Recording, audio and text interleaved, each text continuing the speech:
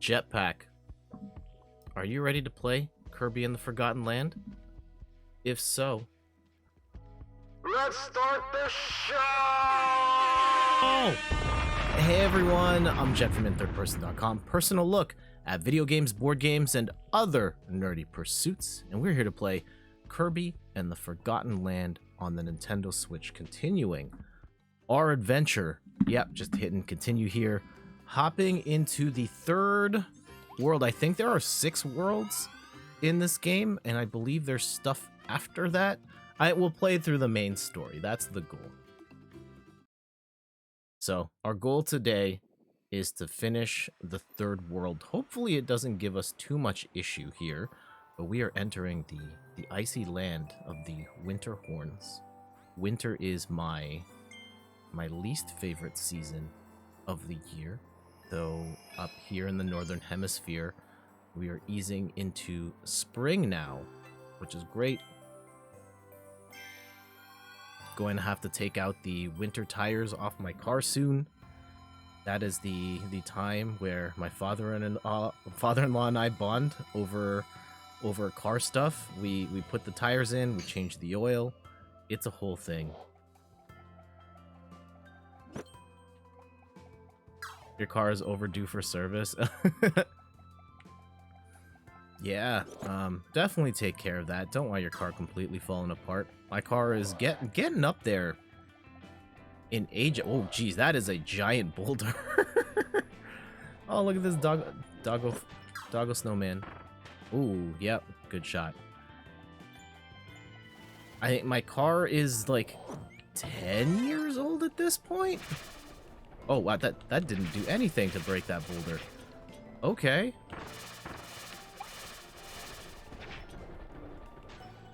Yeah, I got it in 2011. Okay, just over. It's gonna be 11 this year. It has the same birthday as Steph, and I know this. I remember on the day I got it, it was Steph's birthday, and I picked up the car in the morning, and then immediately went to Steph's place because I had plans. I had something set up for Steph's birthday, and it's just happy birthday, babe, and also happy birthday me for my new car. I did not get Steph a new car for her birthday, so maybe I'm the jerk for that. We did do the CN Tower Edge Walk that day, though. A very memorable day. First day, get a brand new car.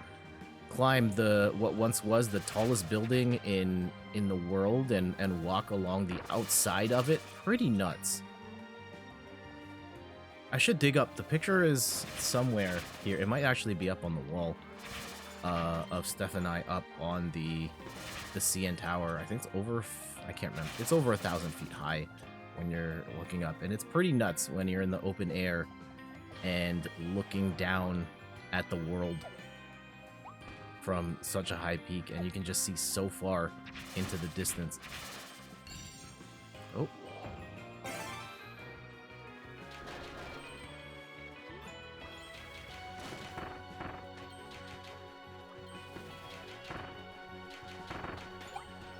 I was very scared that day and would still be scared to go up there, but it was cool. I'm glad that I did it. Cross it off the bucket list. You're very high up, but you're attached with 3 different cables. Each one, at least 2 out of the 3, I think, can hold 10,000 pounds each. So it's very much overkill in terms of how protected you are. And as long as you're not a dummy and you don't do anything you shouldn't do up there, you'll be fine. Oh, how do we get these? Do we have to shoot the? Okay, we'll just move on. And we'll spit out the vending machine there. Yeah, absolutely. I highly recommend it. It's I know it's expensive, and you're only up there for half an hour. But if you've got the expendable income, it is one of those things that is awesome to be able to say you've done in life. Actually, that's a good conversation point there. Something that most would consider expensive, but you think is totally worth it. I think as I have gotten older, and look, growing up, my family was not the richest family, and we had enough to get by. But I think there are certain things in life that I think, especially where my parents would like cut corners or were cheap on things, and as I've gotten older, I've come to learn sometimes it's good to pay for convenience. Travel is 100%. Yeah, that was the thing I was talking about. Like, where growing up, we only traveled like once, and it was for like a family emergency sort of deal. Oh, and oh no, oh no, oh no, oh no, oh no, oh no. Okay, maybe I don't have the. I probably need to. Okay, I think I know what I have to do. I think I know what I have to do. Oh. Yeah, we only traveled once, and it was for, you know, other circumstances. It wasn't really a vacation. And it was always like, we don't have enough money, we don't have the time, so on and so forth. But like, trips are awesome, and if you can afford it, by all means, go. You need Ranger for that. Yeah, thank you. And yeah, trips are expensive, and you definitely need the money for it. But yeah, if you can spare it, like, you know, save up for a once a year, once every couple of years thing. The memories last a lifetime, and the experiences that you have and what you learn and the memories you'll take with you are pretty awesome.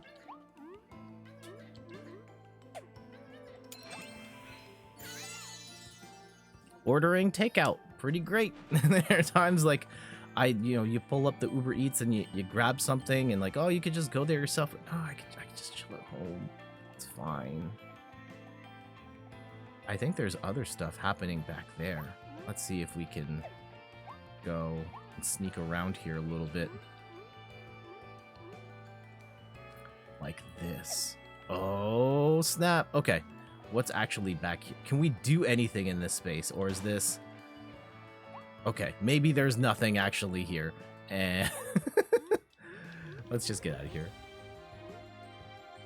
Okay. Good job, Kirby.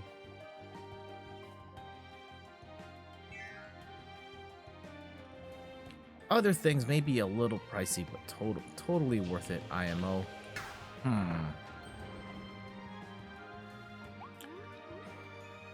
I used to think the MacBook was worth it.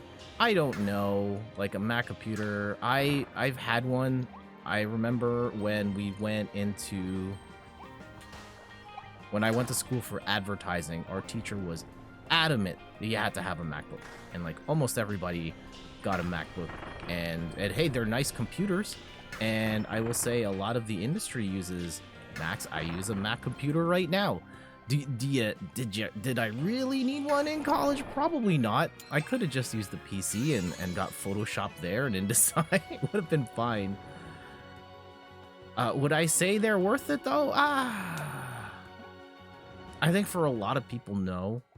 You can get a PC or a laptop for way less that can do more. And it's really, you're paying for the name, you're paying for the ecosystem and all that type of stuff. But then again, like, do you need an iPhone when you can get an Android phone for a lot less that's probably better in specs and has a more open operating system and all that? And I am someone who's had an iPhone the entire time I've been in the smartphone game, and it's hard for me to leave. I think at this point, in particular, I bought in like very early. I got even before the iPhone, I had an iPod Touch, and that's why I went iPhone, because I didn't want to lose all my apps. Do you need the iPhone though? Probably not. At this point, yeah, a smartphone of any sort is fine. And hey, there are people running flip phones probably doing all right in life.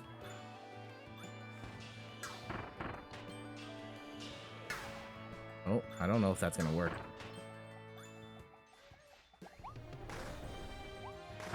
Oh, that's kind of cool.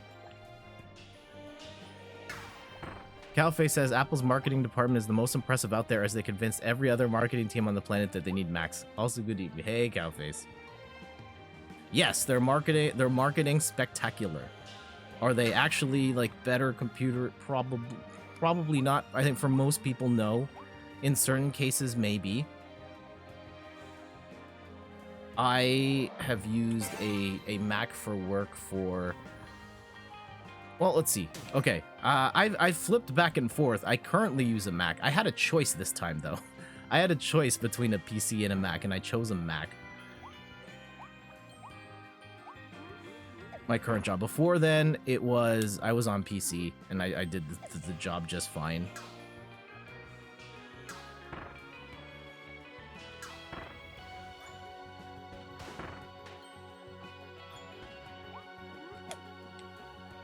Like paying good money for. Do you need to pay? Are expensive shoes worth, like sneakers, worth it? I do think there's definitely value in buying shoes that aren't like the bottom of the barrel, but I don't necessarily think everybody needs like Air Jordans or anything like that. At a certain point, that's largely fashion. And if that's a call you want to make, by all means. Alright, let's go save these homies here. We currently use a Mac for work. Okay, yeah.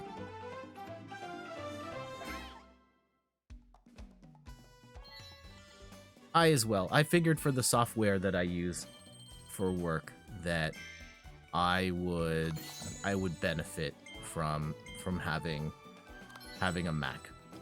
Also, we beat the level pretty scot-free, but we didn't get much of the extra objective stuff.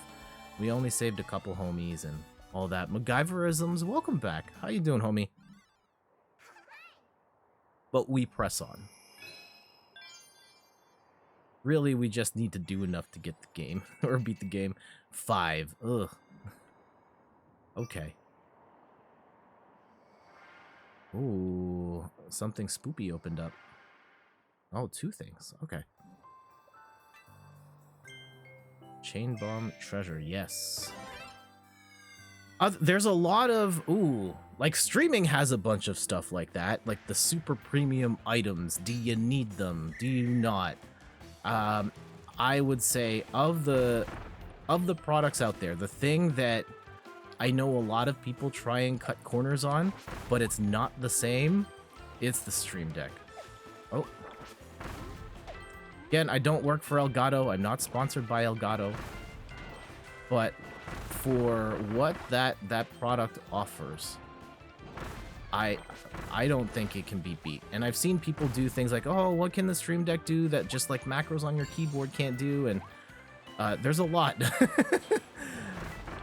There's a lot. I think it does so much in terms of being able to trigger like so many different functions without interrupting what you have mapped to your keyboard. And there's sound effects and scene changes and macros where you can program the buttons to do a whole bunch of different things.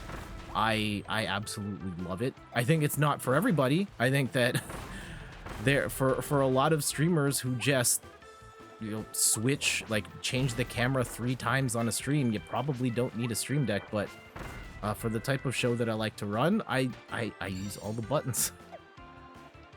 You're doing okay. I'm doing all right too. We're nearing the long weekend, the Easter long weekend. I don't know if in the States you guys have it off, because I work at a company that is based in... I mean, there's a bunch of different divisions, like, or we're spread out across different countries, and the only place that doesn't have the weekend off is have a long weekend is our US team. Which I find kind of odd, but okay.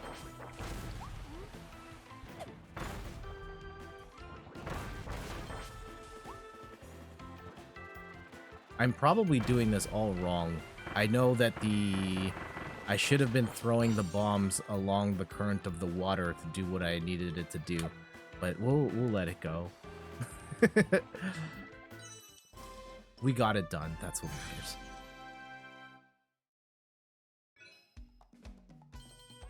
Oh, what were we talking? Like streaming stuff that's just like, yeah, I would say of the streaming gears, the Stream Deck is definitely the thing, and I have 2 of them. I have there's like 45 buttons I have access to, and I use almost all of them on every single stream. So totally worth it for me, not for everybody. And I'm looking to get the foot pedals too. Once those go on Amazon, like I don't want to buy it directly off Elgato because then you have to pay for shipping. So at some point when I can get them without having to pay extra for shipping, I'll get the foot pedals too. Because I've seen people do like, oh, you can just buy like go to your local thrift shop and get a number pad and then get stickers and just put and like technically, yeah, you could do that too. But with the digital screens, I can remap those functions and change the graphics on them without having to make new stickers or anything like that. It's so much easier.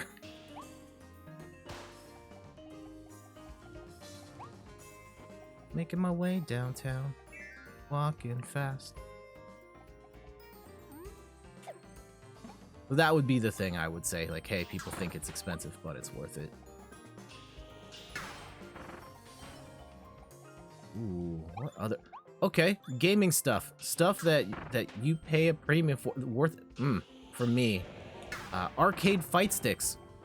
Right, you want to play your Street Fighters, your Tekkens, your Mortal Kombats. You gotta have the right controller for it. And look, some people are amazing at playing with regular control pads, and that's great. I am not one of those people. I learned... I taught myself how to play on Fight Stick and liked it better that way and will not go back for most games. Actually, no, there are certain games I can play fine on pad, like Fantasy Strike, totally okay to play that on just a regular controller, but if we're talking Street Fighter, it's got to be on a Fight Stick. And those are not cheap, because I don't like the cheap Fight Sticks either, because the parts, the buttons, and when you have a cheap Fight Stick, the buttons don't feel good and they break pretty quickly, and so does the joystick. And then the joystick gets loose, and then you can't change the stick. So I am of the, you gotta get the Sanwa buttons, you gotta get the Sanwa joystick, and swap those all in. And the Fight Sticks I end up getting are like $200 each. And it's a lot. It's a lot for most people. It makes absolutely no sense. But when you are seriously into fighting games and you need the right controller to help you play your best, that kind of is what it is. And I think if you play like a shooter, like a first-person or third-person shooter, you can relate the difference between playing on a controller versus keyboard and mouse. Now that I have dove into the world of PC gaming, I haven't played a shooter in quite some time. But if you give me the choice between the 2 control methods, I would be willing to pay a premium to have keyboard and mouse.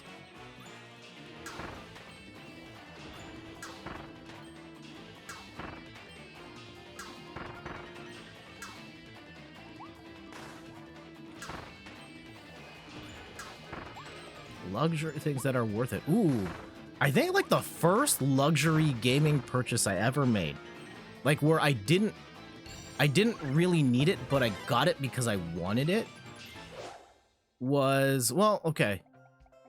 There's actually 2 parts to this. The first time that I got it was like the going from the Game Boy Advance to the Game Boy Advance SP. Now, I bought the Game Boy Advance at launch, and then when the SP came out, I also bought one of those at launch. But that was kind of different because they changed the form factor. They made it so that it was a clamshell flip design, and it had the backlighting, which is huge, right? Playing the original GBA was impossible unless you were under like the perfect sunlight. Otherwise, it was just too dark. But then later on, the Game Boy Advance SP, the NES edition, came out, and that was literally the same thing I had, but painted slightly differently. And I didn't need another GBA. but I ended up buying that SP because I thought it looked really cool. Didn't need it. I just wanted it.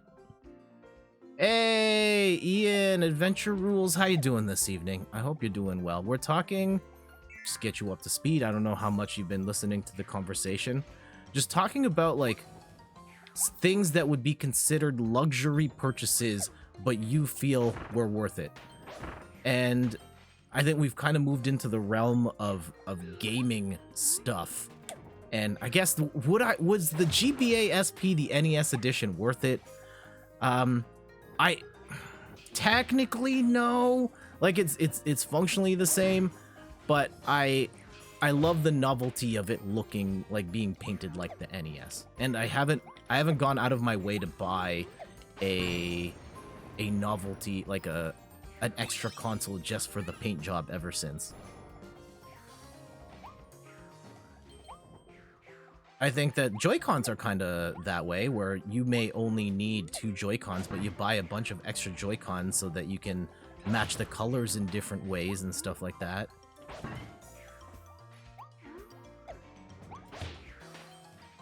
Other accessories that may be considered luxuries. Like the GBA Micro? No, I don't have one of those. I'm not gonna lie, I kind of regret it. I think the GBA looks so cool. Like, the Micro looks so cool. And they were selling for dirt cheap towards the end there, because that system sold very poorly.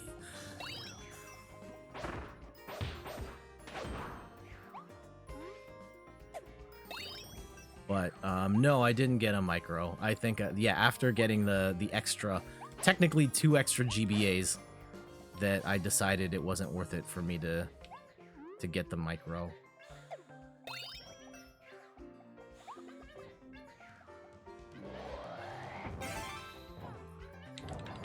Oh, open. Oh, just took a spike to the head. Okay, how do we open this gate? There's probably, yeah, we have to get one more gem.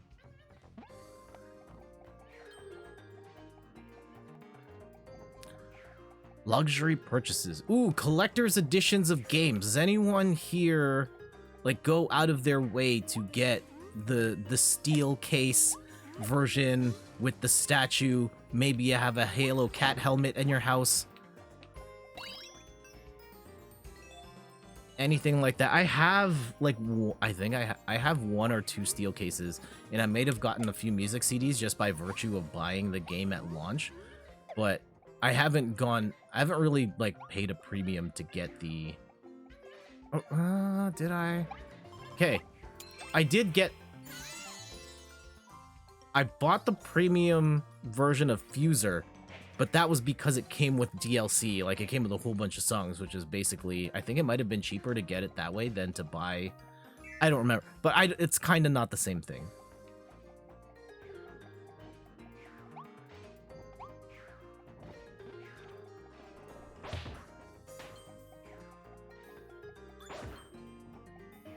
Ooh, okay. I remember, I'm trying to think of, like, the first luxury gaming purchase ever made. Like, I didn't need it, but I wanted the thing, and it, you know, was it worth it or not?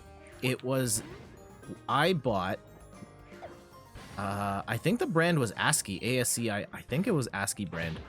Third-party controllers for the Super Nintendo. We didn't need, our controllers were totally fine.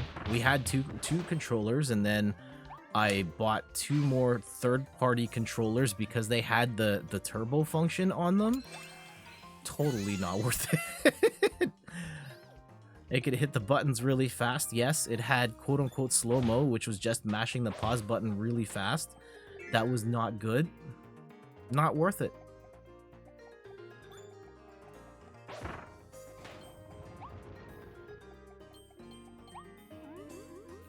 Oh, not a good look. Not a good look. I guess at a certain point, like maybe the original DualShock might have been seen as a luxury, though it very much wasn't. That ended up becoming the standard very quickly.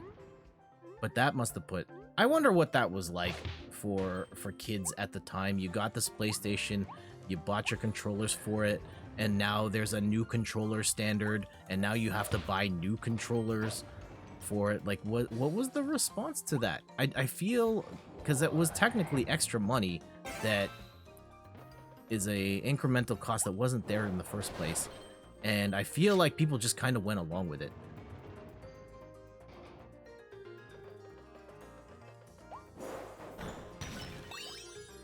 Spike, yeah. Oh.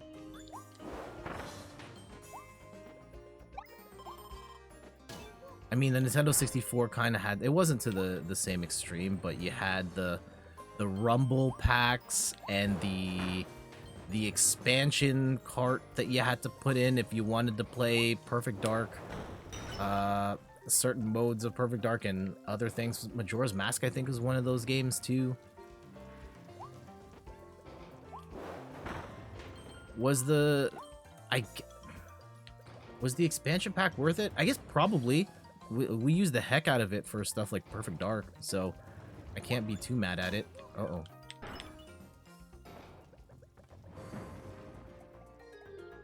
Ooh, a modern example. Nintendo Switch Pro Controller. Technically, you don't need a Pro Controller. I got my... You forgot the most important expansion pack game, Donkey Kong 64. Oof. What a game. Is that... I know that, like, Nintendo's largely fixed the emulation challenges on the Switch. I have thought about getting it because I really want to stream F-Zero X. I've also heard, like, the controller, like, how they've configured the controller on the Switch, map the buttons, because the layout isn't the same, is kind of weird. So maybe not as keen, but maybe we revisit Donkey Kong 64 if it ends up on that service. That'd be an interesting one to stream. I would probably hate it and quit after 2 weeks, but for the purposes of just trying it out, maybe. It's been a long time. I remember I beat it at the time it came out and then was like, no. I mean, it wasn't great at the time, and I'm sure it has aged very poorly.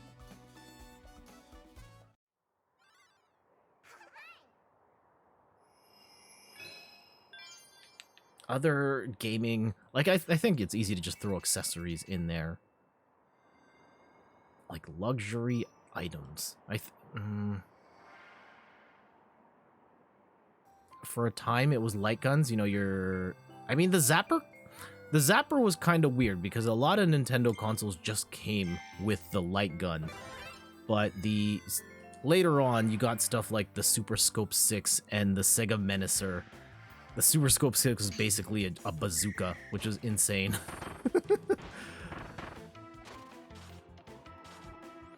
Oh. Hold. And... Okay. What am I supposed to do here? Ah! Light attachment thing for Game Boy before backlights were a thing? Yes, for the GBA, I had one of those lights that clip onto the... Wait, how? Oh. I don't know how to do this! Hold on! Wait! There we go. Yeah, I totally had one of those lights, because how else were you gonna play the Game Boy when you can't see?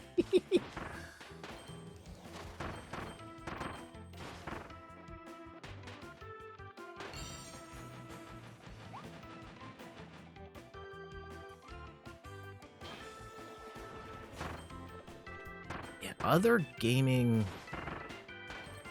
like, luxury, yeah, the Xbox 360, PS3, Wii era definitely had that when that became a thing, and they were selling helmets and statues and all of that type of stuff. I largely avoided that. I wasn't ready to pay a premium for any of that stuff. The only one I got, I think, was like the Tekken one, because it came with a fight stick, and I was short a fight stick, so And it wasn't even that great. I think I still have it. Yeah, I do. I still have the stick, but it's kind of worn out and doesn't work very well anymore. But at least that was a controller. I could play the game better with that. And I actually bought it because it was a cheap fight stick rather than me actually wanting to play Tekken.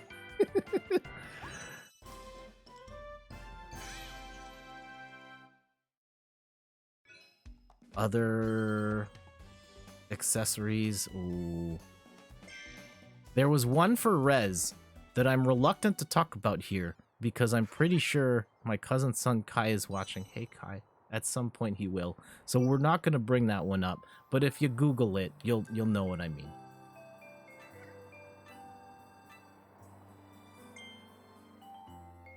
Windy, freezing seas.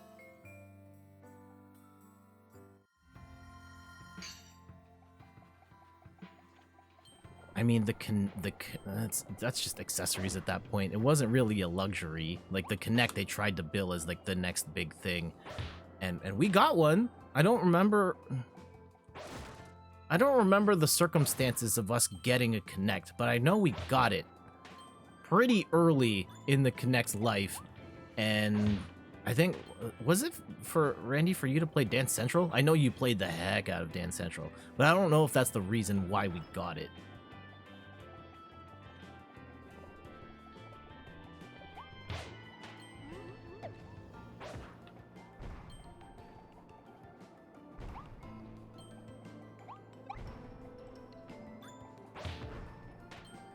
We got it from Mom's work, so that's probably it. Yeah, my mom used to work for a company that was... Did it come with... yeah. Yeah, she worked for an IT company that had some extravagant gifts for the employees.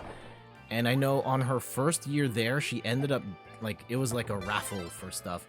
She ended up getting a PSP, which I ended up selling so we could buy Rock Band, the band bundle. But she also got an Xbox 360 out of it, like the Call of Duty Modern Warfare 2 edition one. And our mom is not the biggest Call of Duty fan. I think that's the one that Randy still has.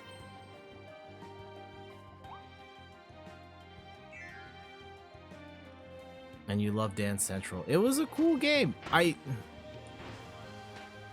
know you will not accept the Dance Central slander, but I think that game was very cool with there was a fundamental challenge to it that made it, I think, that limited its potential as like a big time party game.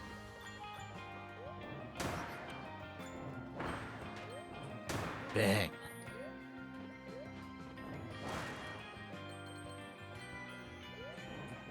And it's weird, like the Dance Central Just Dance conversation, I think, is fascinating because it's one where like controller fidelity is not the reason why Dance Central became like a worldwide cultural phenomenon. And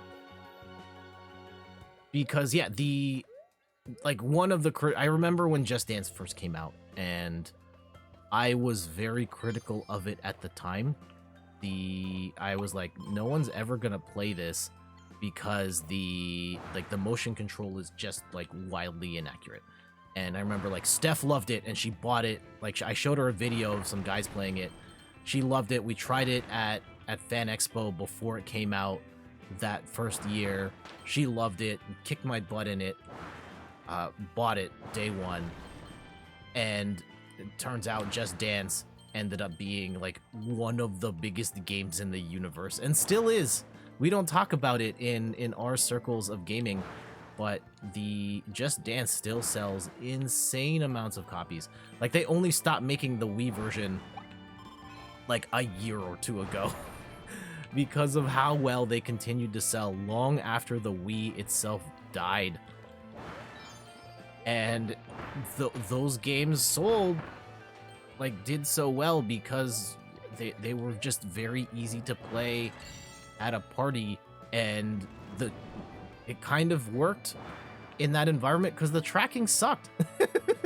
It didn't really judge you. I mean, it kind of did, but it like, it's not like the avatars on the screen were the same the whole time, and the consequences for not doing the moves right were pretty low. Like, you just kind of did it and you moved however you wanted, and that was it. But Dance Central really was tracking your moves more accurately and wanted you to learn these dance steps. And to a certain extent, like, that's amazing. And if you told me, like, do you want to play Dance Central or just dance, I'm gonna pick Dance Central every single time. Partially because the gamer in me, partially because, like, I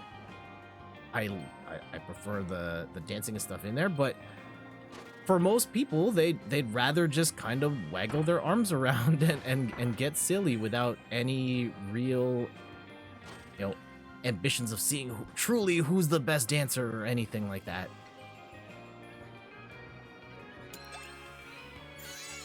Oh, we've missed so many the Waddle Dees.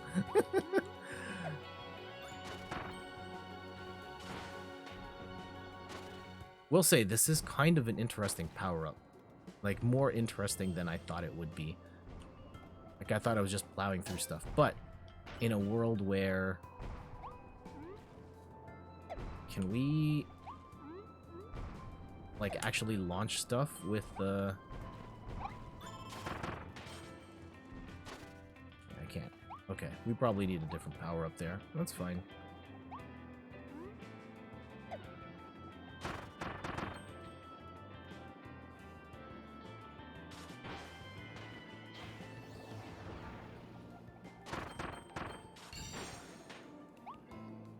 Ooh, oh, okay. I got it. Ian says, I have a coworker who's absolutely not a gamer that faithfully bought the Wii version of Just Dance up until they stopped making them. Yeah, that is there's a large market of people who just want to dance and move their arms around without the extra fidelity and judgment. I just want to waggle to my songs, and that's it.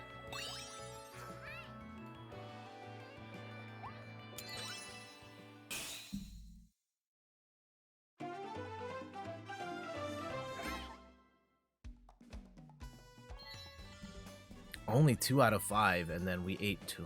Well, we're not very good at these extra objectives. I'm not particularly adventurous here with finding stuff. I should be better. All right.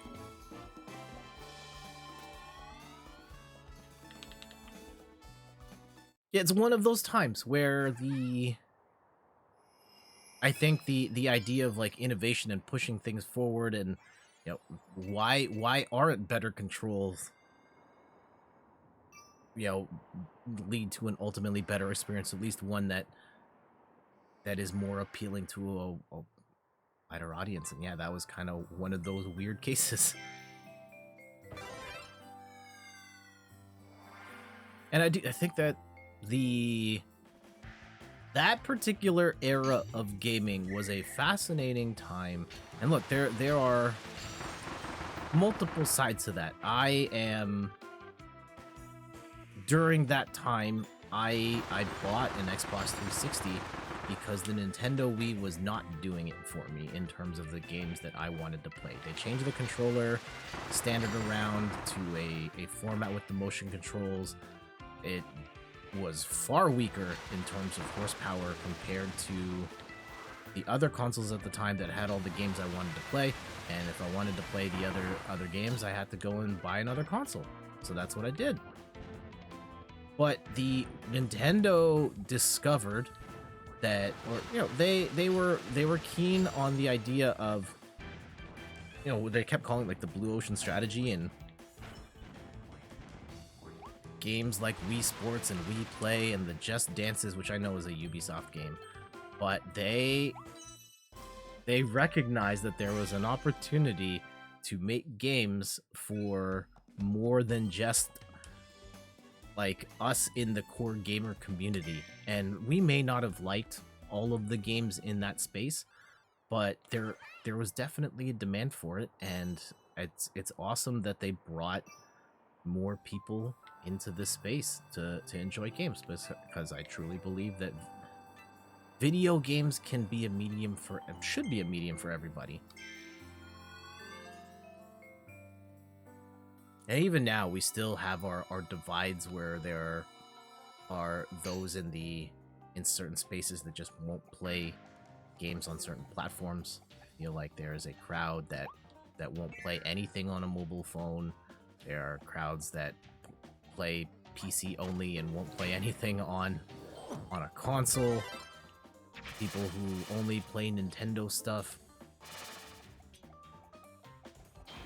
There's still lots of divides in the space. Uh-oh. Oh. Gotcha. Ooh, this is doing work.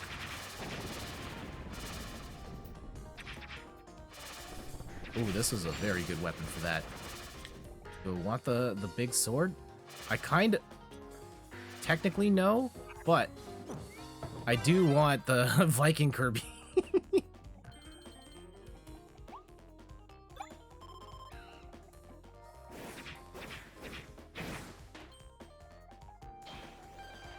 Alright, Kirby, let's go.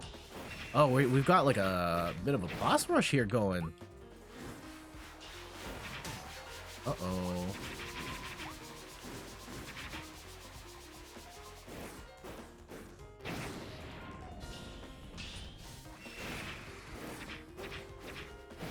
Alright, the other weapon. I like the boomerang thing better than this. Oh no! Alright, we got the oh, there it is.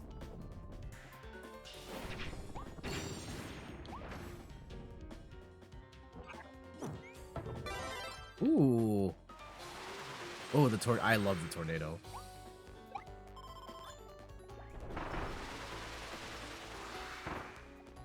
What other... I don't even remember what we were talking about anymore. Oh, Just Dance and the broader audience for games and opportunity. Like my dad stopped playing games in the NES era. It got too complicated for him. Like he played like Air Fortress, which from the makers of Smash Bros. They made a game on the NES called Air Fortress that is my dad's all-time favorite game.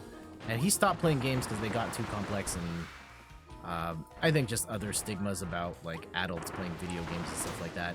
But he came back in the like the 2010s mobile. He was really big into Angry Birds, and the combination of it was on a device that he already had with a game that was simple and easy for him to play. He was obsessed for a good year or so. You got like all of them.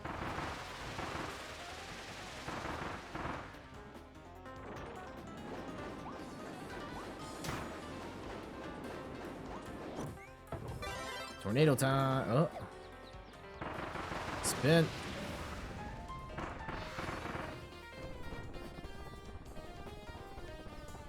Oh yeah, we gotta finish him off. Okay. No, I don't want the hammer. I'm keeping the tornado. Oh! What the heck is this? Oh, no, we need the hammer. Okay. Hammer, come back. Come back.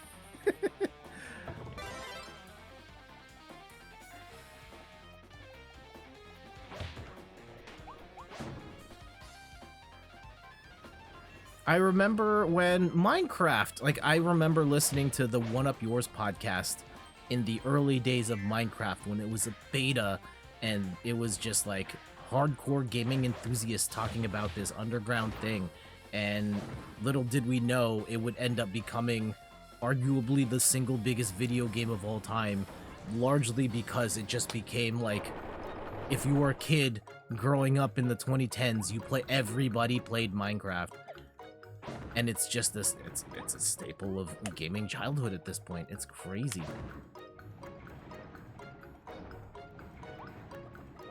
Oh. Gotta go.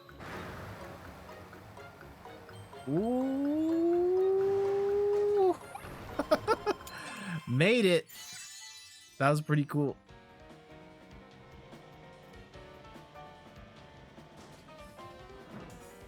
Oh. Just block the code. Oh, what? There's a storm in your area? I hope you're all okay.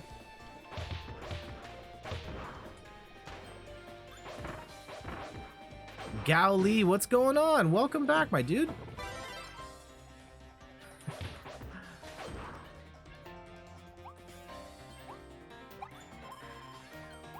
How's your evening going? Oh, okay.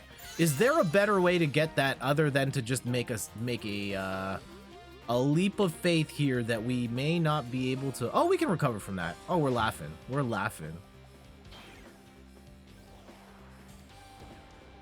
Uh-oh. Oh, two of them. Oh, he's got like a frozen butt there.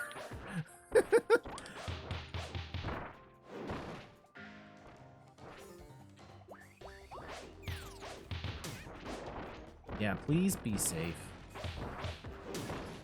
I remember like one of the craziest storms. Yeah, tornado sirens. Oh, well, I've never heard a tornado siren. I have driven through a tornado. It was the day when we went to see Britney Spears in concert of all things, and we were driving to Hamilton. Man, imagine that. Possibly dying driving to Hamilton, Ontario to see a Britney Spears concert. Oof. What a way to go.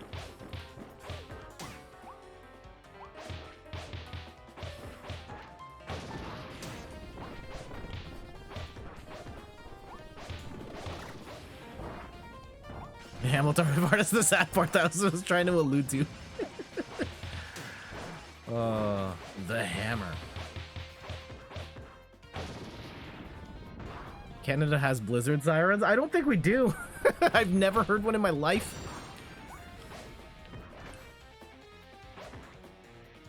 I have felt an earthquake. Not much in the way of extreme weather happens in this particular part of Canada. We get snow. And sometimes we get lots of snow, but not like catastrophic. I do remember there was like flooding that happened one time, and I remember seeing shots of like, oh, y'all know what it is. The Envy Gamers entered the chat. Need to see those emotes come up. Let's go. Athena came in hard with the stack. I don't want to see my face. I don't want to see. I just want all the emotes covering the screen. Show me what you got. I see the head bobbing. I see some horny from Mario still. Some switch of decafs. I see a cat. Lots of cat ones. Lots of Marios. Huh, they changed it. There's lots of Marios there now. It used to be 1-to-1. Okay. Snorlax holding his controller. Love it. Athena's in the house. How are you doing this evening? Let's flip this back around.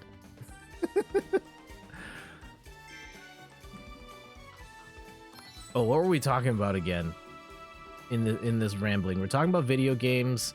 I mean, yep, of course we were talking about video games. Oh, we were talking about storm stuff. Heard talking about storms. Yeah, it was the emote storm. Yep, you right. You right. Where were you during the great emote storm of 2022?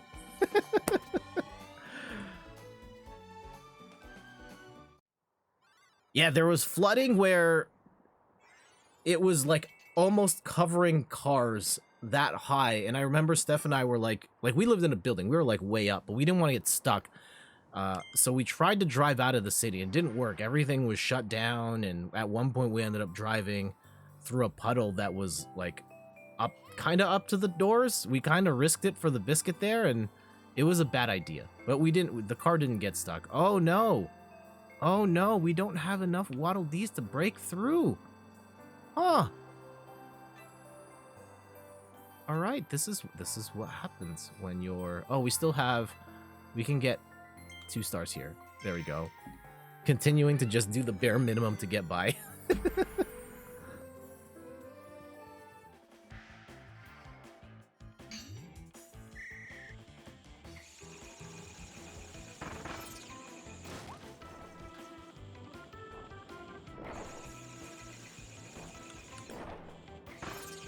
There we go.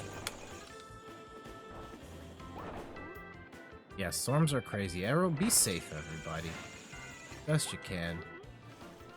Oh.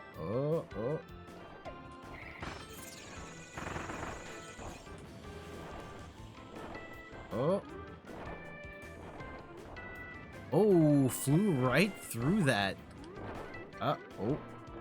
I probably could have gone through that a little faster. That's okay. Just keep skating. Just keep skating. Just keep skating. Oh.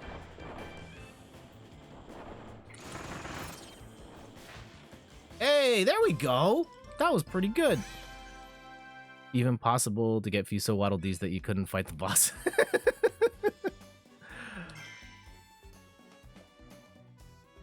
Kirby's and stairs. How do you like Kirby and stairs? Yeah, it's good. Apparently, I have been slacking here, and I just got the bear. You'll need more Waddle Dees to help break through the gate.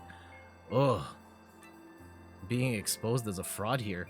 Okay, so we'll have to go back and play a level where we can go and get some more stars. Or get some more Waddle Dees. So, destroy 4 animal sculptures. We can do that.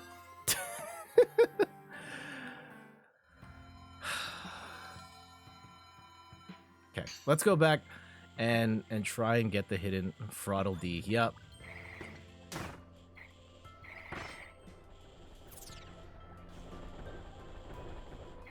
Can we break this one? Yes. Okay, we broke one of the sculptures.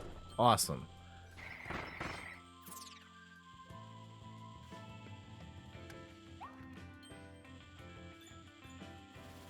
So yeah, we just need one more thing.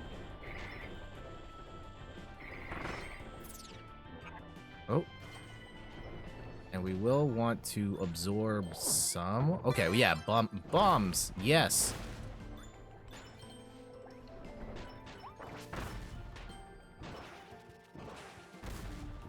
What other sort of crazy events? Yeah, I have felt an earthquake, a total game mechanics require a certain number of.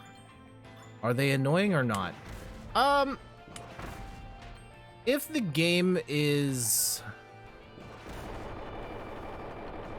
I think it could go either way. There are games that are very frustrating when they have those types of gates, and other ones that are not, where, you know, it's there and it's fine. This one, I blame me more than I blame Kirby. While I am an I'm not gonna say I'm a pro gamer. I am definitely on the more experienced side, but I am also not the most inquisitive gamer playing these types of games, so it's largely on me for having done less than the bare minimum to get through. Again, I still haven't seen any other doggo structures or anything of the sort. Oh, I remember this. Oh, and we just walked off the edge. And I was like, how do we get across there? And you get across there by shooting the thing. You're a pro gamer? Nah. Well.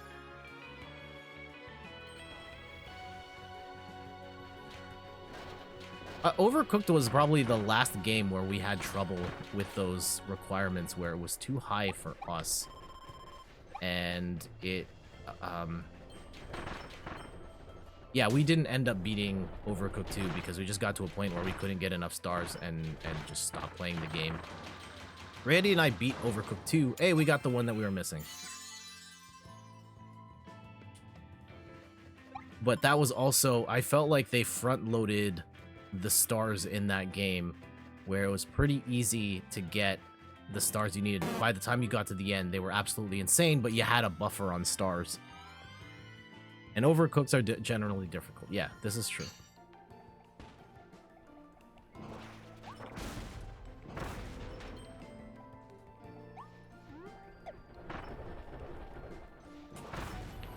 Yeah, were there any games that just, like, gated me in ways where I don't know.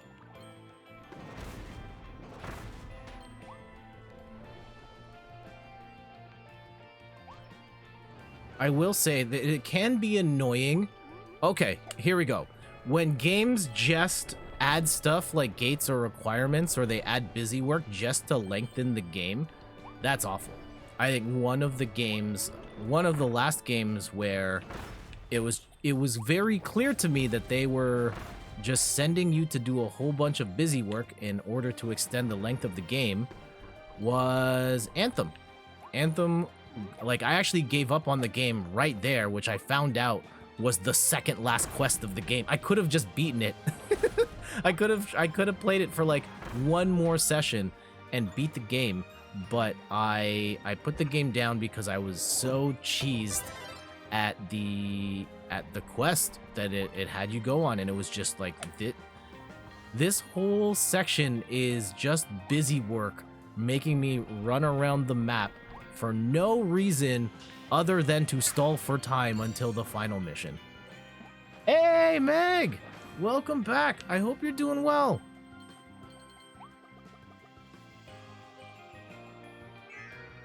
Psy Anthem, yep. What a bummer.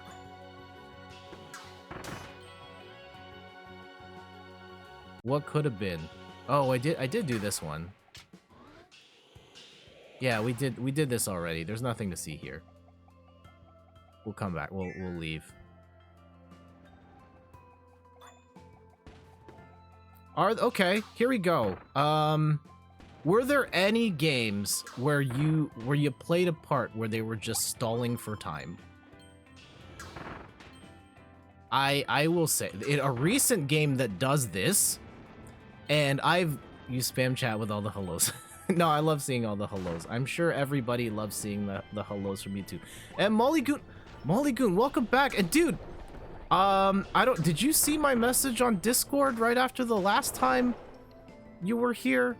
Cause I apologize profusely for not seeing your message on the last time, which was kind of huge. And yeah, I just missed it. And I felt bad about it ever since. Oh my goodness. I'll wait for Molly Goon's reply before we bring it up again. Ooh, did we see this? You want to play more Kirby, but so currently obsessed with Pikmin. Pikmin 3 is great. Oh, I have Pikmin. Okay. I have Pikmin 3 on the Switch. That might be some. I know I have so many games. I'm like, oh, I keep saying we should go back. That's one of them. Roscoe did this to me recently. It makes sense within the context of the quest, so it didn't bother you. Okay. You saw it. I'm horrible for not responding. Dude, I am the horrible one. Are you comfortable with saying I don't want to be the one to say that here? Like, say your big news. The only thing stopping you from reaching this next town is you are level 1 and monsters are level 10. Yep. It was no big. Your timing was just off. No, it's fantastic news. If you're comfortable sharing it here, we'll take a second to celebrate.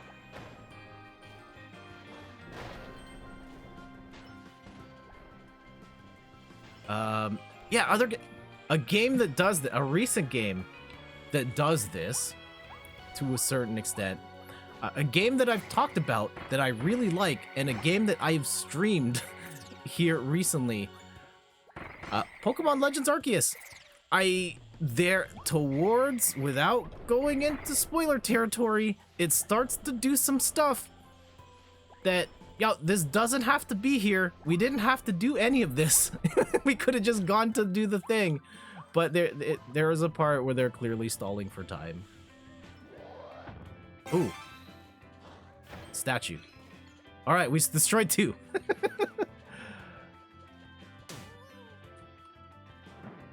Oh, there. And yes, Molly Goon with the big news. 1 boy, 1 girl. Congratulations on the twins. I know we just had this recently. I think that news is deserving of an emote. Can we get some emotes in the chat to celebrate Molly Goon's big news here? Just take a second. Throw a whole bunch in. I will throw a bunch in here too. I'm just gonna click the ones off the top.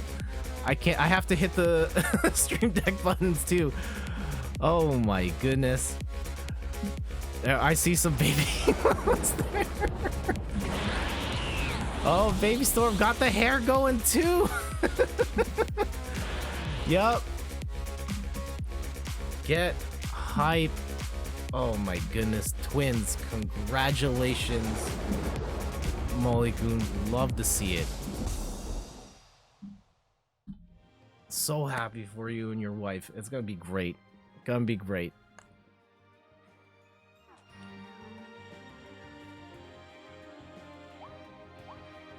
I think we got a total of one more Waddle Dee throughout this whole thing.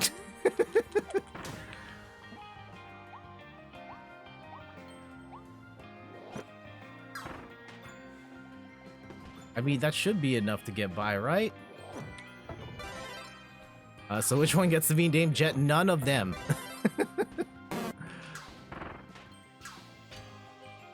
Why not both? Oh no. Let's not do that.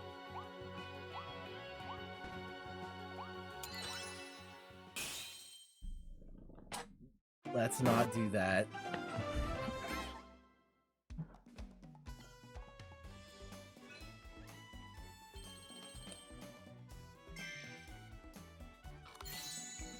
Oh yeah, that Ranger. Jet is such a cool name. I mean, it is a cool name. I am pro Jet, but the idea of people naming their kids after me is kind of weird. We do have the names picked, but not share. Don't share the names.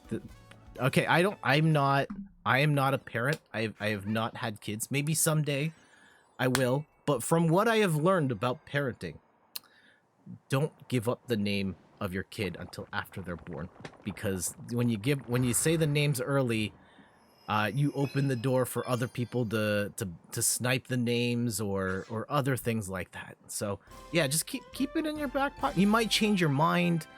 That whole thing.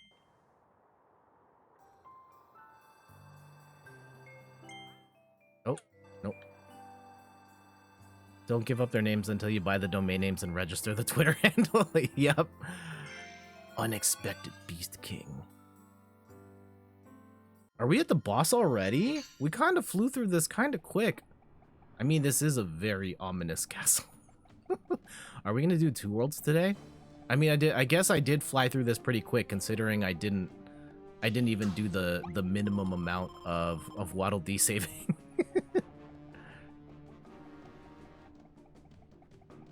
Again, congrats, and Molly Goon, this is gonna be numbers 2 and 3 for you, right? Let's go with the fire one. Day and age, also important to get their TikTok handles. Yep. Absolutely, you set them up with the TikTok first.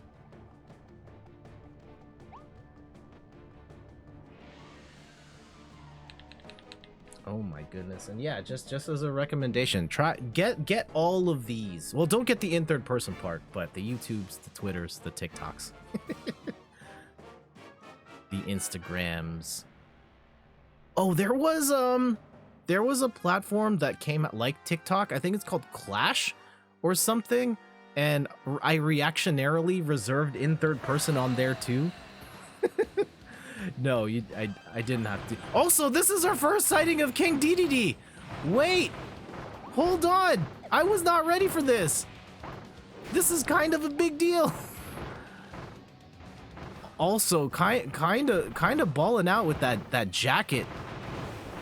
I mean, you can't really see it because King Dedede's on fire, but kind of got like the leopard print going. What drip?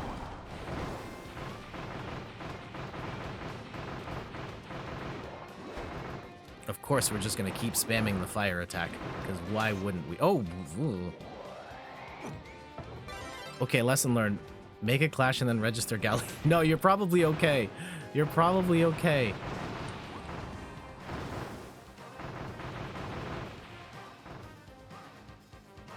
Oh. Dedede just says, nah. Oh, you bringing out the big guns now? Also, anyone notice like the texture on the jacket? Yeah, we've come into the next generation of consoles when you can see the detail. See, so detailed, you can see the type of fabric that Dedede's wearing. Oh, dude, just get clobbered. Holy cow. King Dedede's in HD now. Yeah, you know it.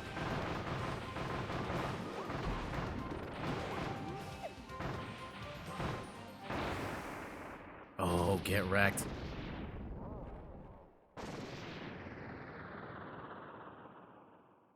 This cape is fabulous. Absolutely. We will take the scroll. Homing bomb blueprint. Oh, yes. Yeah, we're gonna evolve that. Absolutely. Give me that dance. Hey. Oh, wait. Dedede's getting up. Behind you. Kirby! Kirby, behind you! No! Oh, no. No. Kirby! Kirby, stop it! No!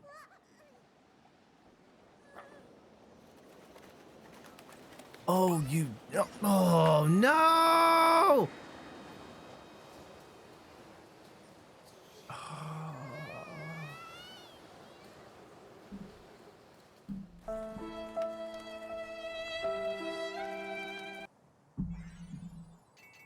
All right, that was kind of cool, right? That was kind of cool. You had the dance, and like up until that point, the game just the action is over, and then they just had Dedede sneak up into the back, and you knew something bad was gonna happen. That was kind of sick. Really nice job there, Nintendo. I like that a lot.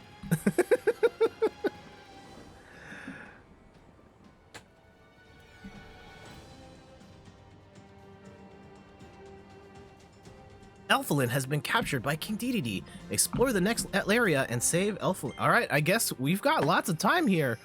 We're gonna do the desert world here now. And hopefully we can get more than the bare minimum of of Waddle Dees. Okay. Oh, what were we talking? We were talking about baby names. Are there any names, like great name, like video game characters you would want to name? You would think would make great names for like IRL people?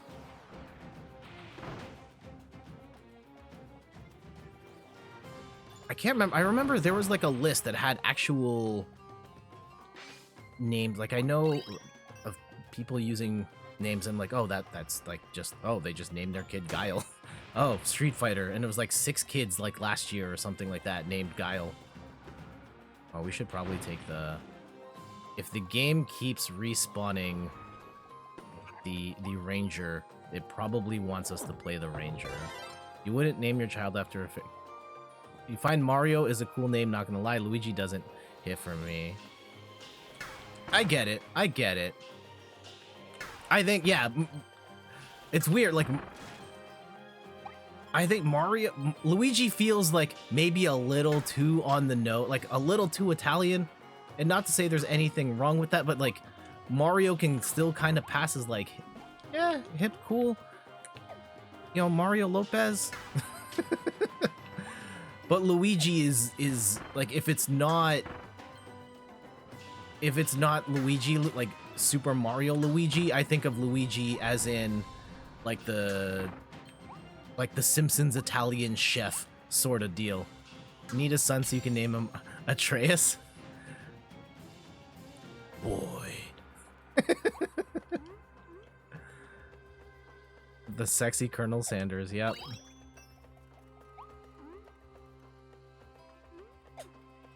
Yeah, Kratos. Name your kid just, Dedede. Meta Knight. Bayonetta. No.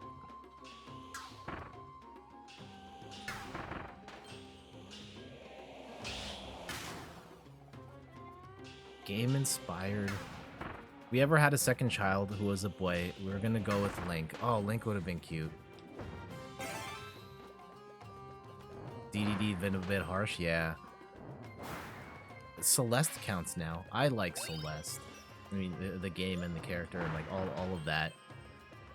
Just name the kid after my favorite Tetris piece. Just I. T-Spin. Robin Williams naming his daughter. Yeah.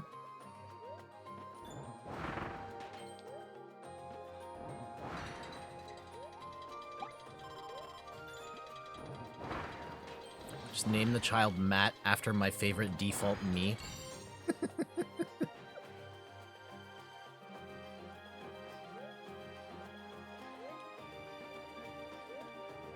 Oh, hold on. Wait, spit that out, spit that out, spit that out. Oh, I dropped the ring. I don't know if that's going to be a problem or not. We're one short. I feel like it probably has to do with something here, right? Oh, there it is. Okay. Epona. Never ending story. Horse that died in the swamp. You're okay. Oh, it's the ballerina swan again. Oh, yes. Artax.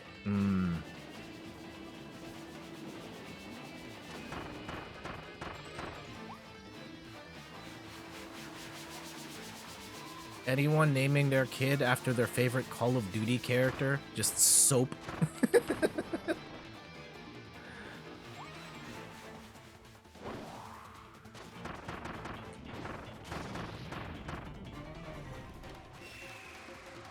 Just Price. That's it.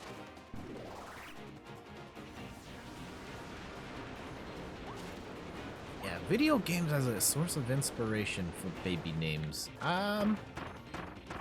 I think we've talked about this in the past. I want your new hunters in 420. Oh.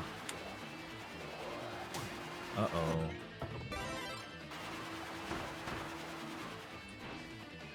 Name my child Gutsman.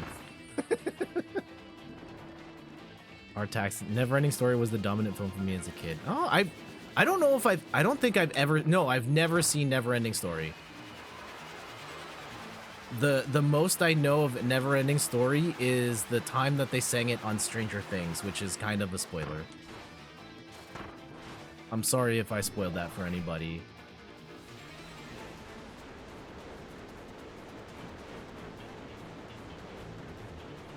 Never-ending story. Ah. That's as far as I got. I'm sorry. I'm such a fraud. Oh no. Bang. Lawrence Hellman Gloucester. I can't. One of my cousins is named Lawrence. Is he? Okay. I sponsored him at we actually had that. That's actually kind of funny. When during his confirmation into the Catholic Church, I was his sponsor, and he called me while I was on stream, and he asked me to be a sponsor while I was on stream streaming Paper Mario. No, yeah, Lawrence is already taken here. But yes, I think Fire Emblem. Fire Emblem sure definitely has some names. Lots of names. Lots of names to choose from.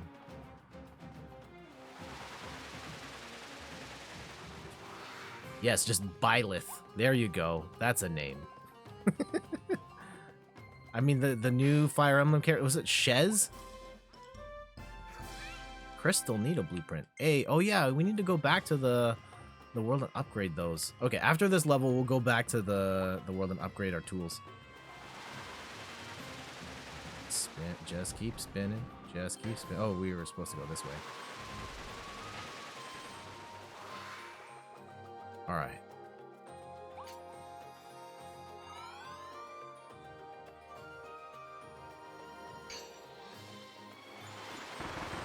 Nothing says I phoned this one in, honey. Like, name your kid Shez.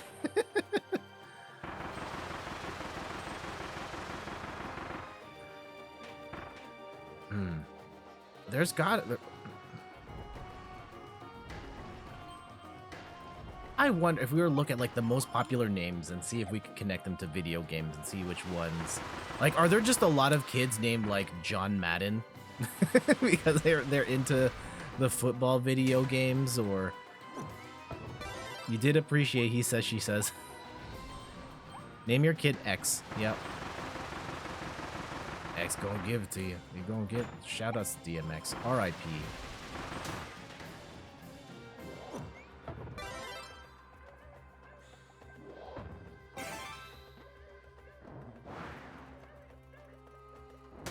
Oh wait, there's a hole here. Oh, can I trigger this? Oh, ha! I'm so smart. I'm so smart.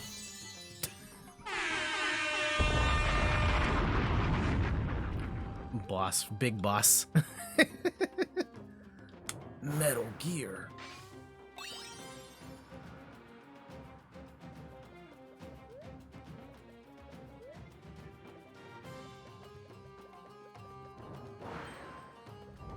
Okay, we'll let that fall. And we'll trigger this one. Is the last one in here? Ooh, we got secrets. Just name your child Snake. I'm sure Metal Gear's got some great names. Raiden. Oh. Naming my kid Scorpion. Twin, Scorpion and Sub-Zero. Hey, we got all the hidden ones. Love it. See, I'm a pro gamer.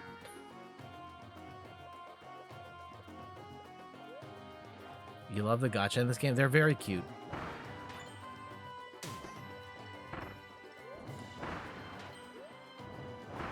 Unfortunately, my collecting edition doesn't really come out in well, it does come out in video games, just not this one. I was gonna say, like, it's collecting the gachas in this game are better than collecting Pokemon cards, but then I obsess over collecting digital Pokemon cards too.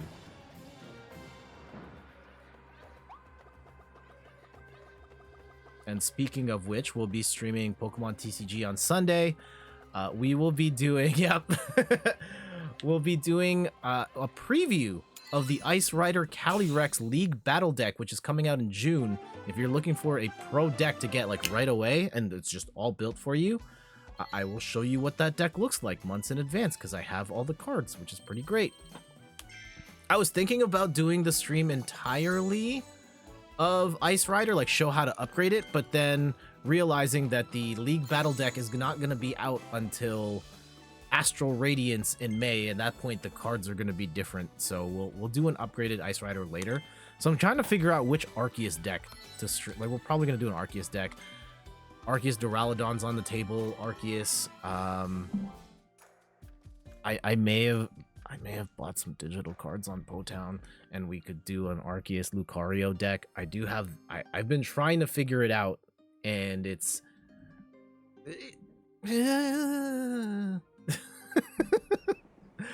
It may be time to experiment on the stream. We'll see. We'll see.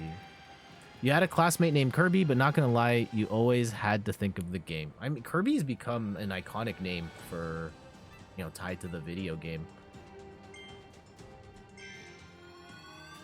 The only Kirbys I know are, yeah, Kirby the video game character and baseball legend Kirby Puckett, and that's it.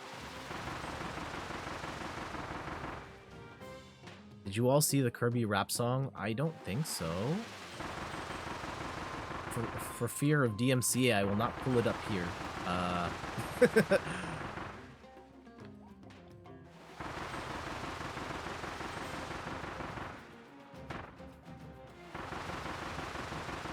All right, just spin. The spin feels so OP. Can't you just plow through the entire game like this? Maybe. Oh, I was supposed to go back to the overworld. Okay. Okay, hold on. We're gonna exit the stage, and we will go back to the overworld and upgrade our stuff.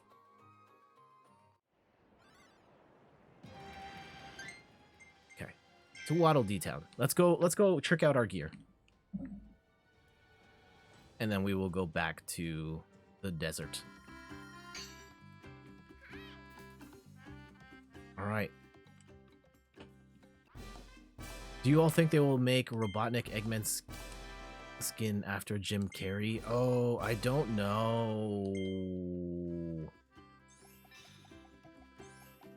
Because, yeah, his involvement in the... If they make Sonic movie specific stuff, maybe, but like, yeah, isn't Jim Carrey, didn't he announce that he's retiring, like, after this movie? So he might not even be back for a presumably a third Sonic movie. Side note, no, don't spoil the Sonic movie for me. I'm planning on seeing it soon. The first Sonic movie was the last movie Steph and I saw before lockdown happened the first time. It was okay. First Sonic movie's totally okay. The Sonic movie's about a hedgehog. Golly, why you gotta spoil it for everybody?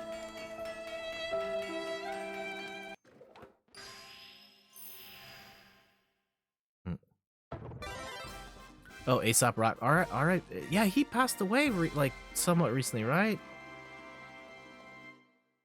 And Aesop Rock was alphabet rap, right?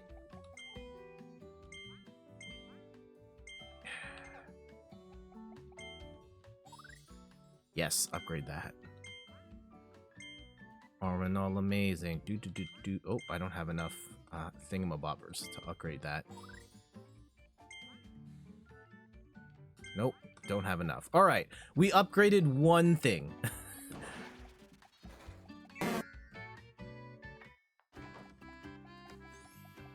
Okay, let's get out of here. Excuse me.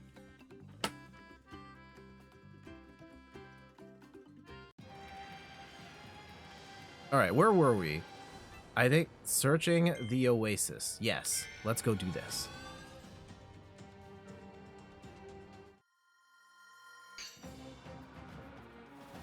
No, that's Gift of Gab. Oh, okay. Side note, what's everybody playing these days? Aesop Rock still. Okay. Sorry. I'm sorry to preemptively kill off Aesop Rock.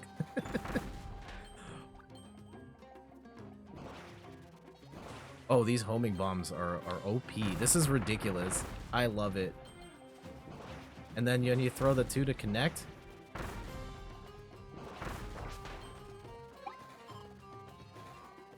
Blackalicious, there you go.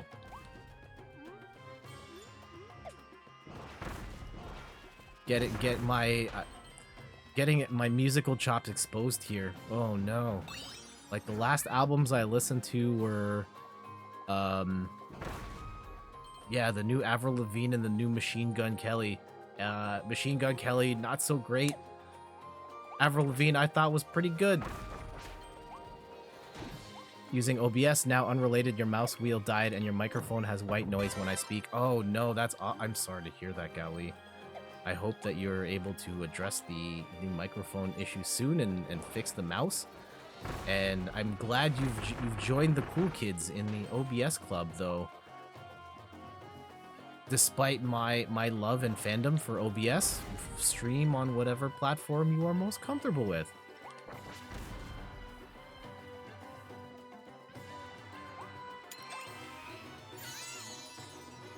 Hey, we saved a hidden Waddle Dee. Great.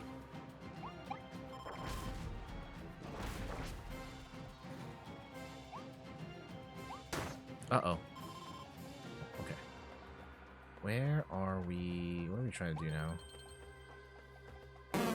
now? Better luck next time, Meg, on the Snorlax there. Your Mac resolution is now 720 instead of 540. That's good. I think one of the things noticed, and I know this is a thing for Streamlabs, but also noticed with shoutouts to Space Cactus, when she moved from Twitch Studio to OBS, she was actually able to stream at a higher resolution because, as it turns out, OBS runs more efficiently than Twitch Studio, and Twitch Studio is meant to be like the beginner streaming program. So Yeah, definitely huge benefits of moving off of Twitch Studio for OBS. So that's still the one I would recommend. Every time. You found out your tea from Tim Hortons is in fact a coffee. Oh no! Hate to see it. How many sips? I'm weird with caffeine. There are times where it'll keep me up, but other times I can just fall asleep right after drinking a coffee. How could Tim's betray you so? Betray your trust? Yeah, you're right. You could smell the coffee and you're drinking it anyway. Yeah, I hate to see your money go to waste. You gotta drink it.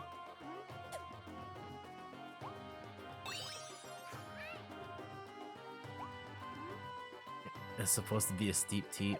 One of my favorite, I don't know if anyone here watches the Try Guys.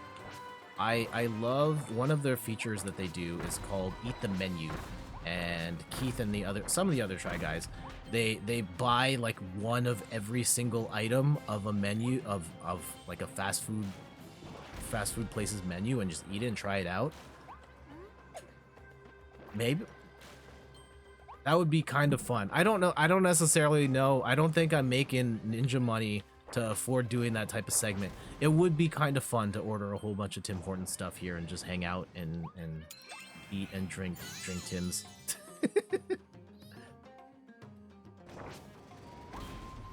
My order's pretty standard issue though. Most of the time I'm getting I'm getting an ice cap. Sometimes I'm getting coffee or French vanilla.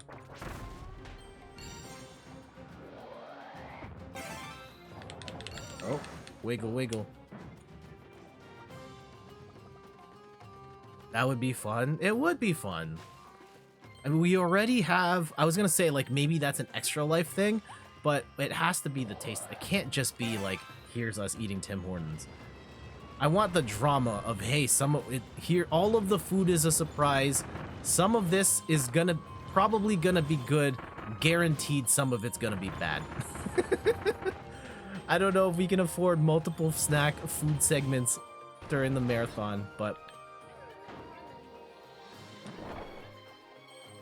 maybe on like a random Sunday stream, just order some Tim's and just have a snack. Just try the whole menu, just every single donut. All those like the dream donuts and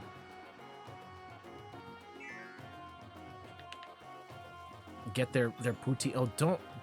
Okay, here's a pro tip for anyone visiting Canada and you're like, I heard Tim Hortons is the place to go. And then you see poutine on the menu and you're like, well, Tim Hortons has to have the best poutine, right? It's the most Canadian of the restaurants and they've got poutine here. Why wouldn't I get the poutine? Don't get the poutine at Tim's. Don't do it.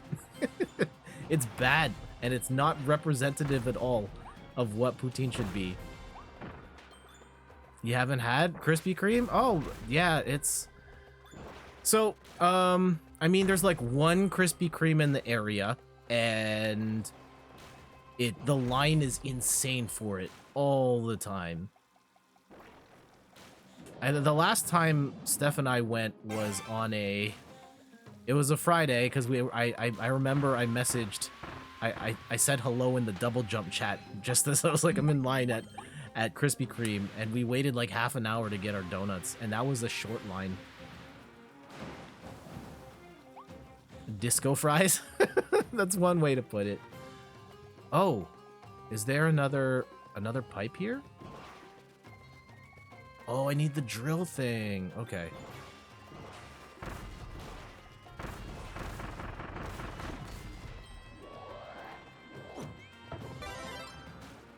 And Kirby's a water balloon? Yeah.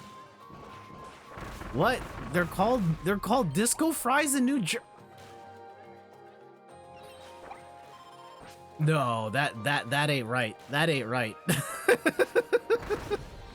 I'm gonna have to what's the deal with... Okay. If we have family in Jersey. If I ever go down there, I will ask. And I should just message her and ask her about disco fries, because she would be a reliable source I would trust on whether disco fries and poutine are comparable or not. Do not disrespect disco fries. It's the name. Oh. Such a... Just the wrong name. I'm sorry.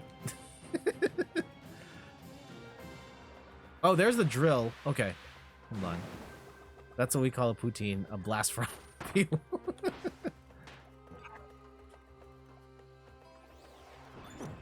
Here we go. Can you clean the purple floor? Oh. I probably could have. Yeah. Let's do that first. You're right, Gaoli. Blast fry. Okay. Let's go clean the floor first, and then we will go under. Thank you all for the back seating. I actually probably needed that, so thank you. Oh no. No, I don't need to drop the ability. I just need the... Yeah. Actually, yeah, I did need to drop the ability. Okay. Oh, secrets.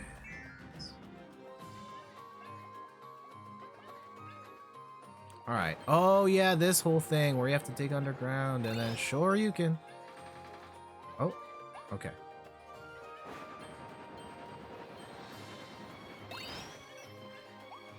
Okay.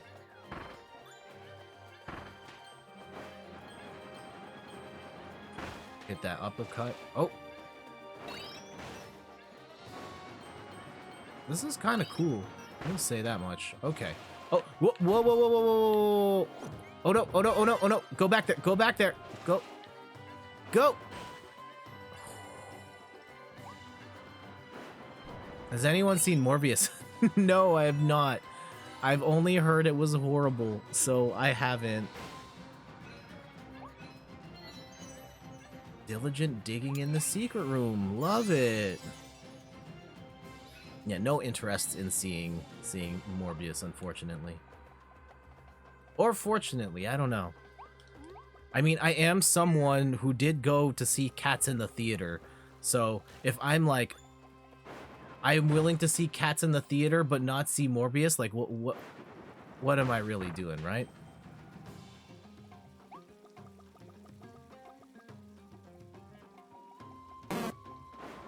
And JF Raptor, better luck next time. Also, hello. Awesome seeing everybody out this evening. Ah, there we go. Now we can get the giant water balloon and start to spray. We got Splatoon mechanics here. Love to see it. Are you a water balloon or are you a kid? Or are you a Kirby?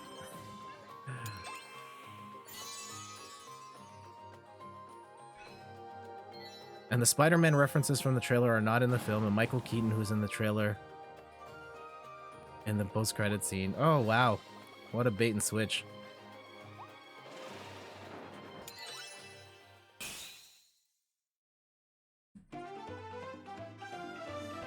Hey. Hey, we saved all 5 hidden. We got almost all of them. Take a nap by the secret pool. We only missed 1. I'll take it. I'll take it.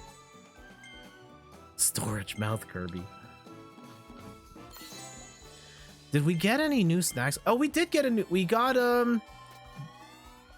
there was an Arrow chocolate bar that's like Nanaimo flavor.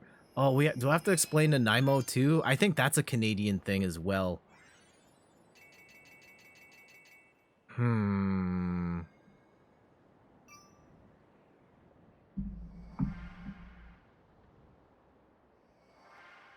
It's okay. It's not like super disgusting. I need to eat it on stream and you can laugh at me being grossed out. And it's not like, oh my god, I need to buy this again. It was fine. I do love Nanaimo bars though. That's a solid room thing there. On a scale of 1 to Thrills Gum.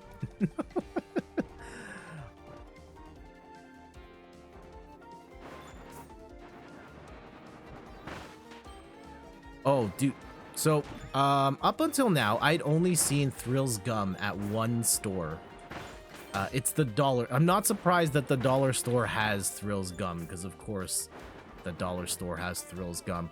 But we went to Toys R Us recently, and our local Toys R Us, well, not, okay.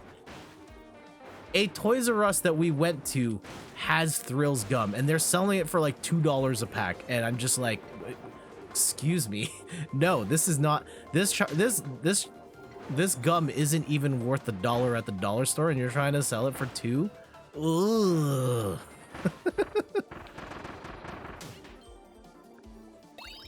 You've seen commercials for Thrills Gum, Gali? I'd never heard of it until we went to the dollar store one time and Steph was like, we're trying this, and I said okay, and I regretted it ever since. That's the lavender gum, yeah. Also, I don't think we're gonna beat this challenge. What the heck?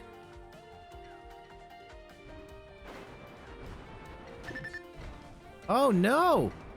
Oh. Okay, we got the pieces for the star, but we have only 15 seconds to get... Okay, there it is. That one was kind of tricky.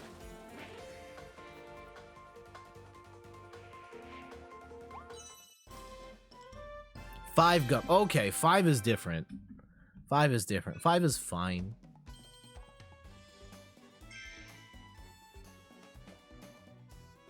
Kirby too hard. Yeah, harder than Elden Ring. Confirmed. Ooh, giant sword treasure. I just want to hug Kirby. Kirby would be great to hug. Maybe I should try and find a Kirby plush. I mean, yeah, because the last thing we need is more plushies.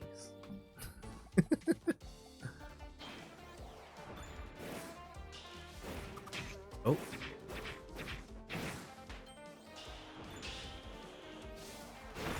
Oof, that was huge. The timing on that is very specific, though. Like, there is one heck of a wind-up there. That was kind of sick, though. Elden Ring, 6 minutes, 59... Haven't people, like, speed run the game at, like, 6 minutes, 59 seconds? I was gonna say, like, haven't people beaten it in, like, 20 minutes? But, yeah, 7 minutes is crazy.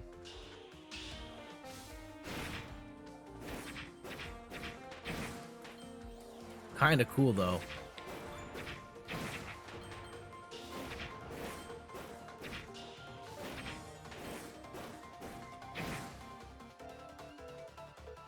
If you're enjoying the wind up the greatsword, you would enjoy Monster Hunter.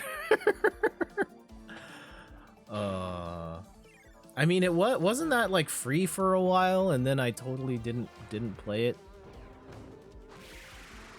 No, there's still so much to play. There's also a speedrunner who's beaten every boss with just the character's butt. Wow. That's pretty impressive.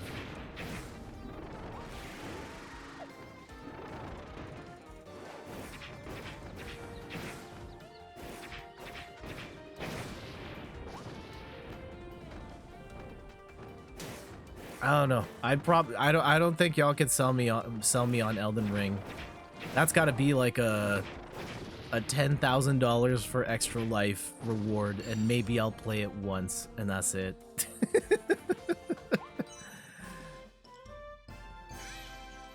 That's gonna be like, I will be in the vicinity, and I'll play it, and then I'll invite Meg over to the house, and the moment it gets hard, just be like, hey, here you go, please.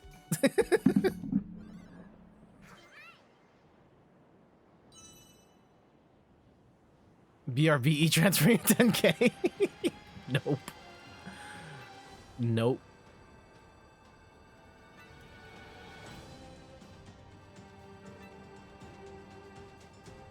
There are a lot dragon fire treasure. Oh, I can't do that. We did this one already, right? Yeah, we did that one. Drill treasure. Yeah, okay, let's do that. We'll just pretend I'm playing. Yeah, wow. I'm playing so well. Oh, wait, we did this one. No, we did this one. What am I supposed to be doing right now? Hold on.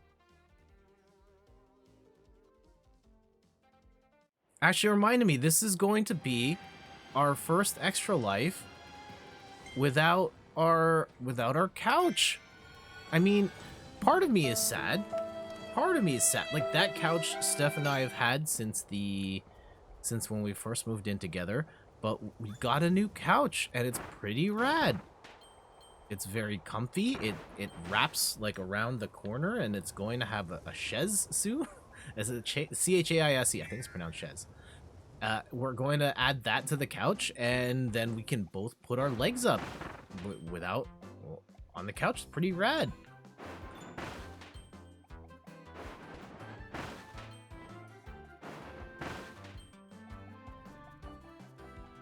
So that's pretty great. What a way to go out. I bet the bosses were confused before they went down.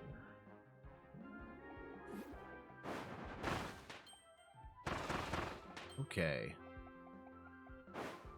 Yeah, where are we right now?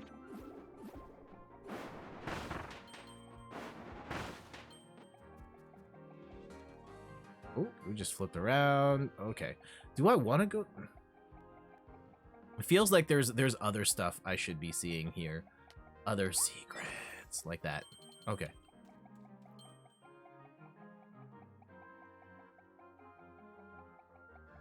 I think before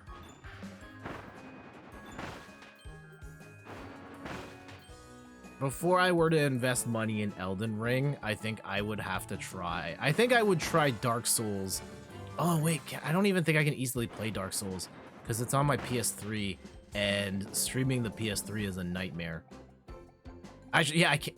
I would either have to. No, I'd have to use the old capture card. I can't use the old capture card. Partially because I can't use the old capture card, partially like I would have to change like the whole rig because there's a delay to it, but also then I think I would need the sound cables, which I lent to Megan Space Cactus, so we won't do that. I would probably just get like, it's probably on PC for like nothing, right?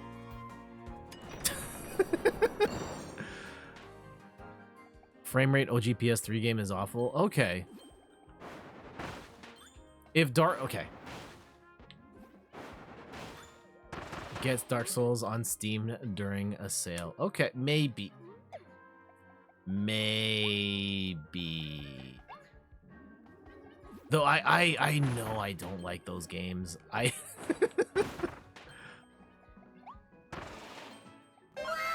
I would get it for like the one time for you to laugh at me as I struggle horribly.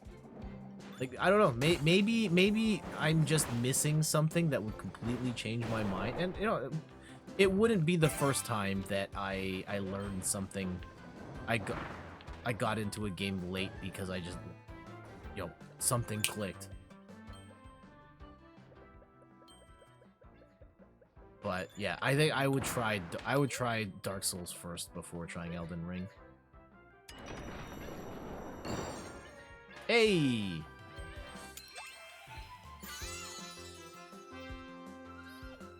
Love saving our secret homies.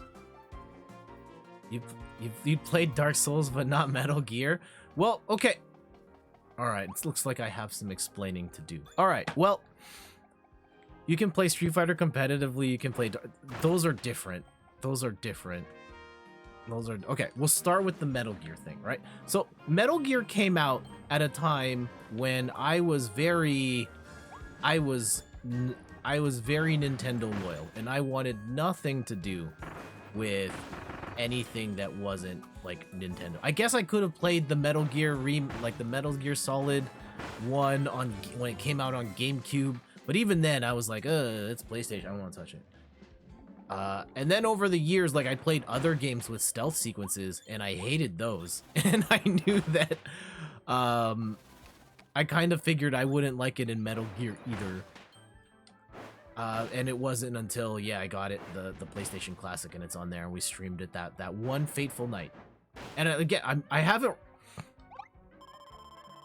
The difference is I have not ruled out playing Metal Gear again someday versus Dark Souls, where I was just like, oh, I really don't like this.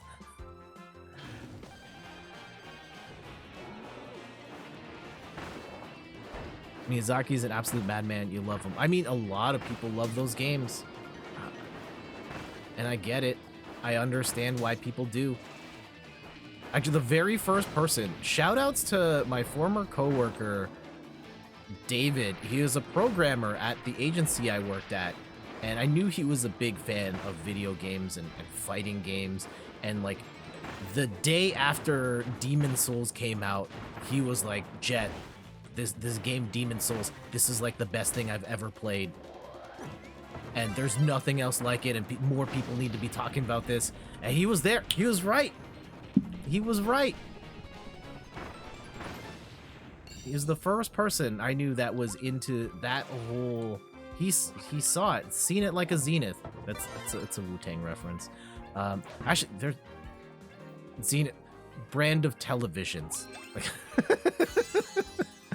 You hated Demon Souls when you tried it. Yeah, it wasn't for me. Well, I only played Dark Souls, and again, it wasn't for me, but we can't play MGS together. That would be fun. If there was some sort of MGS online co-op, I would absolutely play with you, Athena. David was ahead of his time, for sure. I haven't seen David in a number of years. I hope he's doing well. I think we randomly ran into each other in downtown Toronto like years after we'd worked together. We only worked together for a couple of months. Unfortunately, our entire department got let go. And that really sucked. That kicked off the...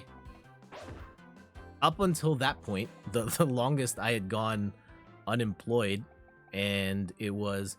Part of it was amazing, and part of it was terrible. Part of it, the terrible part was, this is the first time I'm not bringing in any income whatsoever, and I've applied to dozens of jobs, and no one's replied to me, and I don't know if I'm going to work, have a professional career again. And then on the other hand, I also decided, you know what? Now's the time to try and Vision Quest the Mass Effect series, and I played through Mass Effect 1 and was like, this is a little rough around the edges, but this is pretty cool. And then I binged Mass Effect 2 1 week, where like I was just like, I don't care about looking for a job. I don't care about anything. I'm gonna wake up and just play Mass Effect and then go to bed. And that was one of the best weeks of my life.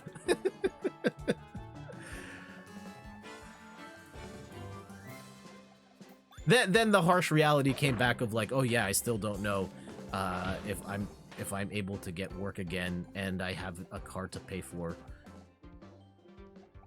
That whole part was terrifying. But Mass Effect 2, what a classic.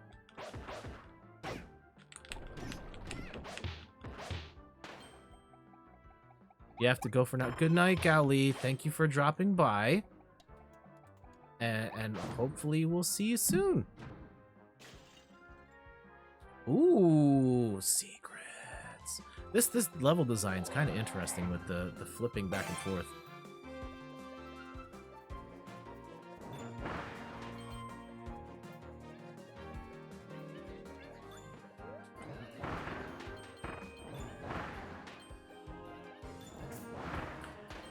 Yeah, massive. Like okay here. When that is a game like Mass Effect 2. For me is like, when I think about that game, I think about that very specific time in my life. Are there what games bring up like just vivid memories for you of, like, that go beyond the game itself? Like, you remember the time period or the things you were going through in that in life, or the people that were in your life, friends, loved ones, exes, all that stuff, if you're willing to share. Hey, we tried 3 kinds of ice cream. Amazing. And I think we have to, okay. Jedi power battles. You used to play that with your dad all the time. Oh, that's awesome.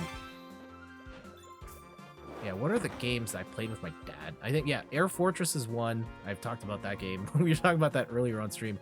My dad's all-time favorite game, and I remember when he beat it finally, and like the whole family was crowded around this like really crummy TV, and we all cheered. It was pretty great. Undertale's a big one for you. Des was in the hospital. You beat the neutral ending when they were asleep in the hospital bed. Oh, that's wild. OG Halo used to play with your friends and your dad. Oh, wow. Yeah, I remember OG Halo because I only played OG Halo for 5 minutes at a friend's place just before, like, we were in between. Like, I went to his house to pick him up before we went out, and I played it for 5 minutes and was like, this is a ripoff of GoldenEye. I'm done. And that's it. GTA 3, your brother just got into it because he wanted me out of his hair and told me it was just like Crazy Taxi. I mean, in a way, it was kind of better than Crazy Taxi, right? Crazy Taxi's pretty rad, though. Oh, man, you just reminded me. Okay, I'm going, like, full nostalgia time. Because I flash back to, like, I hear Crazy Taxi, and then, like, I remember that in the arcade, but, like, that was, like, later in the, like, late 90s, early 2000s. I'm thinking, like, this flashback to, like, the mid-90s. And I remember being in the arcade at the Woodbine Center in, like, north of Toronto. And I think of, like, Daytona, USA.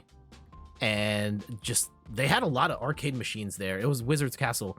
Was it Wizard? I can't remember if it was Wizard. It was in the Fantasy Fair. Woodbine Center. Okay. Woodbine Center is a mall north of the city that has, like, an amusement park inside it, like a really small one.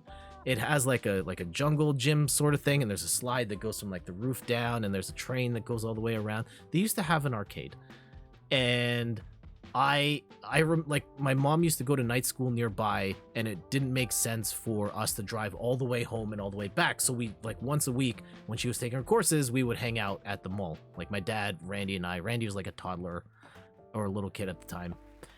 And I remember being in the arcade, and I hear, like, vividly in my head, Daytona!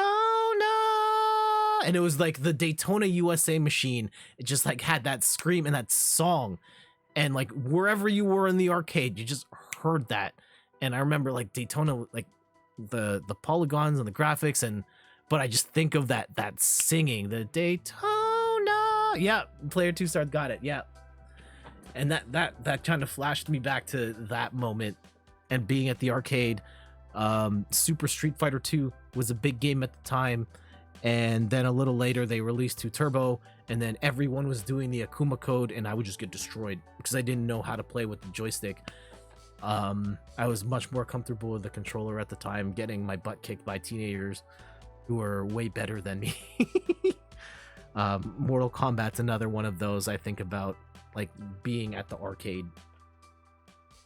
Flashback, yeah, it was Dad and Randy, and later on in the evening, we'd usually end up at Sears, sitting at the, like, we're just killing time at this point. Sears sitting in the entertainment section. They had, like, the big leather sofa, and we'd watch the big screen TV, and sometimes they had these, like, random 3D animation demo videos.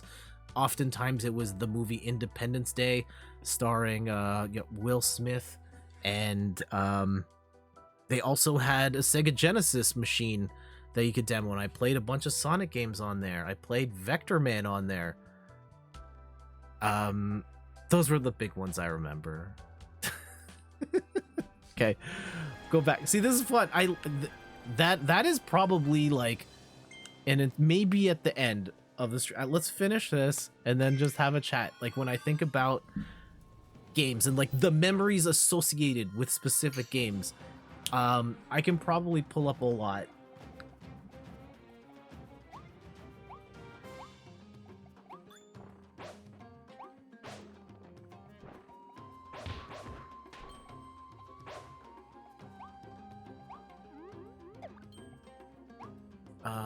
What else do I remember?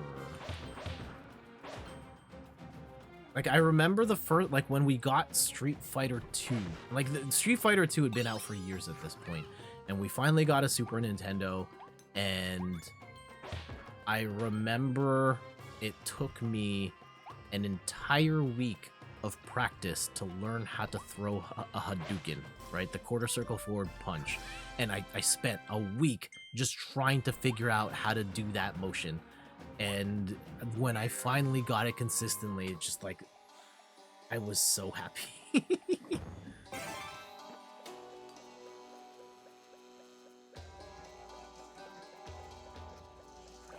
Other things I remember vividly around the time getting a Super Nintendo, I had gotten it around my birthday at the time, and not long after, my friend Fez came to my house, the front door, and he was like, "Happy birthday, Jet." And he had a box, and inside the box was a Toronto Blue Jays baseball cap and a copy of Game Pro, and it had Street Fighter on the cover, and I remember reading that thing front to back.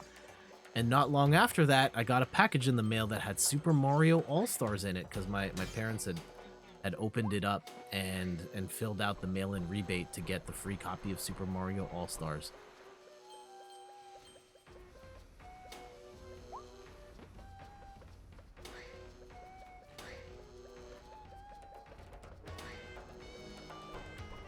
Okay, so they will chase us if we light up. Oh, we're also slower when we are lit. Oh, ooh.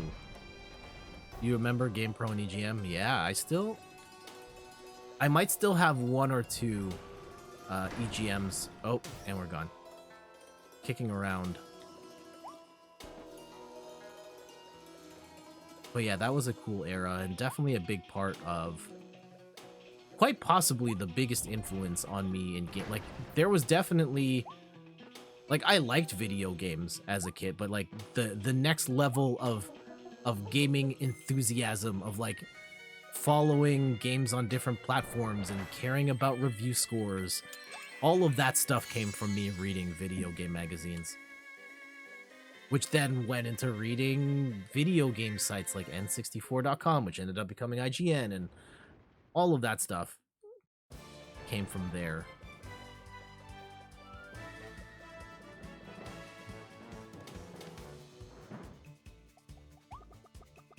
Yeah, I don't think I have those types of memories for all of the games that I played. Like, if you ask me about, like, where I was, like, what was the mindset going in, like, what was happening in the world for Pokemon Legends Arceus, which just came out in January, I don't know what to tell you. But, like, those older times, lots of memories. Yeah, what are yours when you think about a game? What are, like, the other memories you have associated with a game?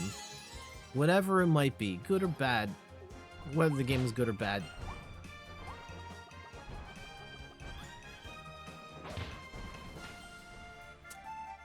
I remember Super Street Fighter 2 on the Super Nintendo. When the home versions of that game came out, brand new, they were $100 Canadian.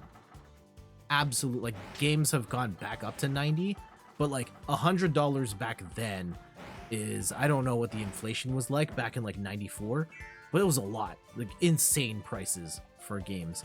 And I remember a couple of months after it came out, the Jumbo Video had a used copy of the game on sale for $32, and I thought, oh my god, this is the greatest deal ever. This game is regular $100, and I can get it for a third of the price sold. And that's how I got it. And I remember going, we were at Jumbo Video, and they had it, and Oh no, Kirby, not sleepy Kirby! No! No! Okay, gotta avoid the sleepy hats. Gotta avoid the sleepy hats. Whenever you boot up Dragon Age, you can almost smell your apartment in Miami, which you moved out of 5 or 6 years ago. Crazy. Yeah, that's like one of those things. Like I know it happens with songs a lot, where you think about a song and you can remember exactly where you were. But yeah, video games have those too. And Miami, yeah, the plan right now, Athena, is that yes, we're planning on going on a family vacation in the near future, and we'll be in Miami. Where should we go? Okay, maybe I'll also message you afterwards. If I'm in the Miami area, where should I go? And also, I'm going with, well, Steph will be there.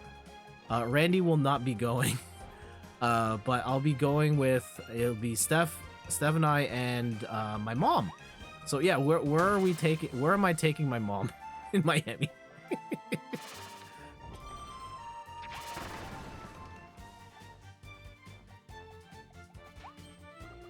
Other games where I just like remember more about it.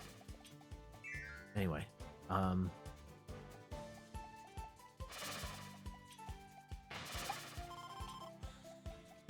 what? We can take this entire... Oh yeah, we're flying now. Oh. Tilt, what? I can't remember the... You went to Miami Heat game in Miami. They played the Pacers that night. Oh, cool. Oh, side note. You reminded me. Next Wednesday, the stream will not be on because the Raptors game is on that time. So I'm going to pick a different date. Look out for the schedule on Monday. It's probably going to be Tuesday, but I'll put the schedule out next week. And you'll know in advance, but no stream Wednesday because I gotta cheer on the Raptors. So yes, stream schedule on maybe a little. The Sunday streams won't be impacted, but the Wednesdays might be for as long as the Raptors are in the playoffs. A restaurant with amazing Cuban food? Okay, yeah, I will write that down. Actually, let me write that down right now. Versailles Restaurant, Miami. Yeah, Cuban food definitely gotta try. I did go to Havana years ago for a work trip, and not all of the food is great in Cuba, but we did go to like a restaurant in an apartment that was pretty awesome. Are you staying in Miami or Miami Beach? We are staying outside of Miami proper, but we are close to Miami. One more reason for you not to go. Oh, Versailles?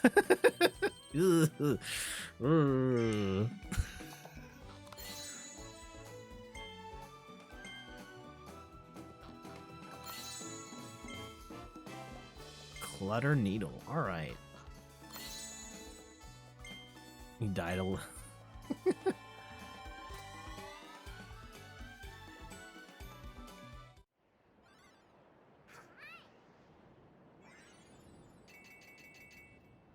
That's okay. I mean, there's stuff like that in up here too. Oh, do we have enough? Yeah, we do. Okay, cool. Ceviche. Your ceviche is good. I didn't. Steph does like ceviche, so we'll definitely have to make note of that. Collector. Okay. How many did we need? I should have seen it, like, to see how far away we were. Oh, there's some challenges that have opened up. We should do those, because I know I'm not going to come back. Frosty Ice Treasure, we can't do that one. We can do the Ranger Treasure, though. Ceviche. Key lime pie, since key limes are so cheap down there. Okay.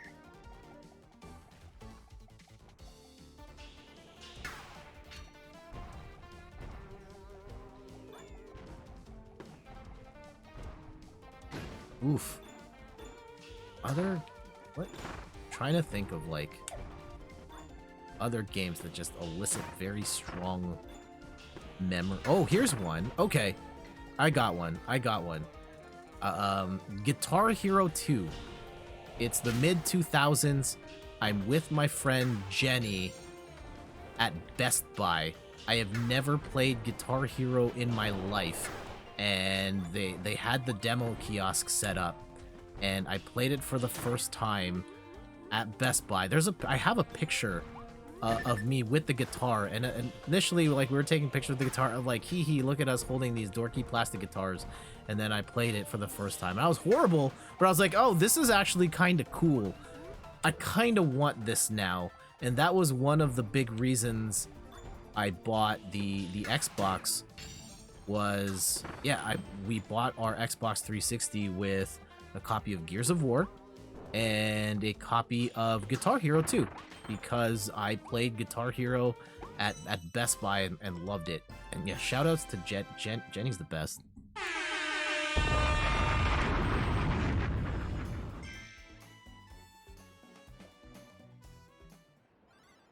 You've never went there? Okay. Next time you want to drive to Key West? Okay. Toy Hammer Treasure? Oh, these are all locked. Okay. Well, let's just go and fight the big bad here.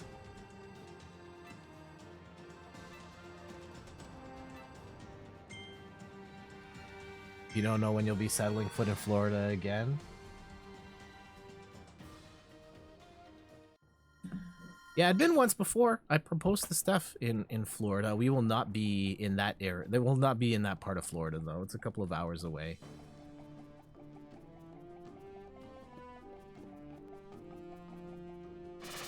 Yeah, the first time around we were, like, Tampa area. Ooh, do we want... Of these weapons? Yeah, I want the bomb. Let's go.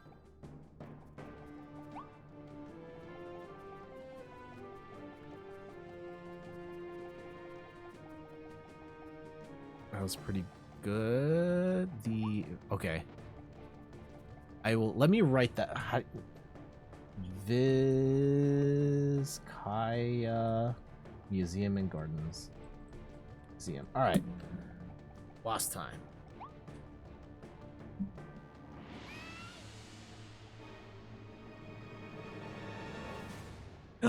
Oh no!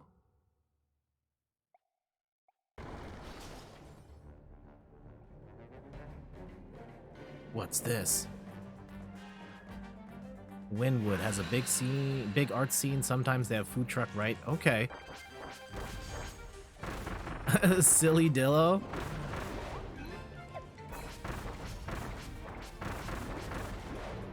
Hit 3 of his hand. Ah, no! Get me out of the cage! Get me out! Get me out! Get me out! Of the Versace mansion? That's kind of cool. Oh, right at the spot where the murder happened. Oh, that's kind of grim. I have been at the spot where John Lennon died. That's a thing. The last time we were in New York, I went to the building where Taylor Swift lives, just on the outside. Apparently, a lot of celebrities live in that building, as I have learned recently. I got into watching videos of, like, tiny apartments in New York, and tangentially related, the building that we ended up going to, like, years beforehand to see Taylor Swift's house is apparently a thing, and they made a video on it. Also, we're getting wrecked. This is awful.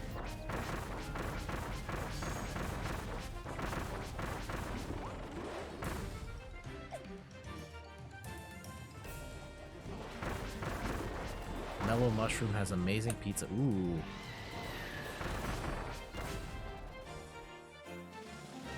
All your memories now? Awesome.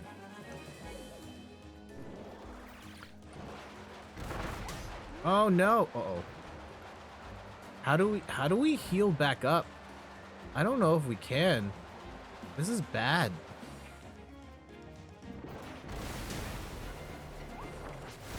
Are we actually gonna get die here? No! Kirby! No!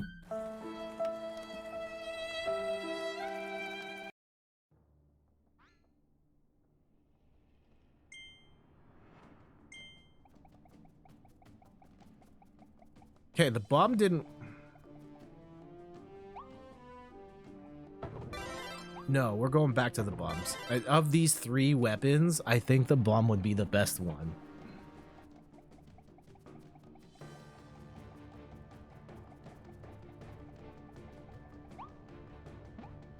Okay, thank you, Athena. I will definitely poke you between now and when we're set to head out.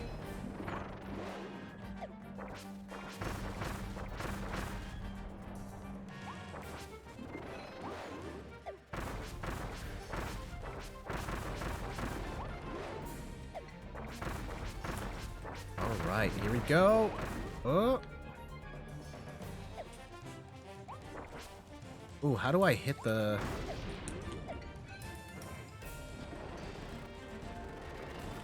Ooh, what happened there? Oh, wow, what? We just cracked open a different,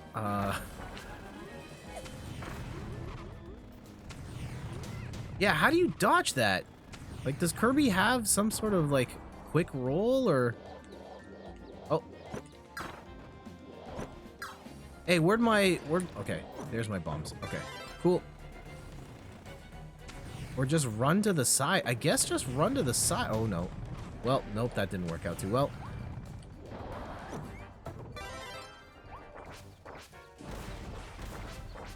Oh, no.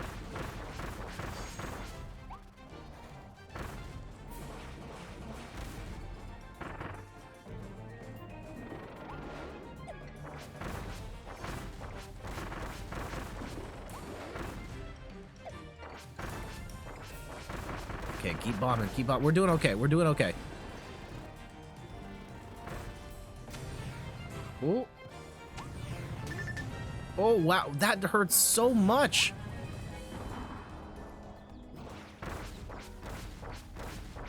How does this keep happening?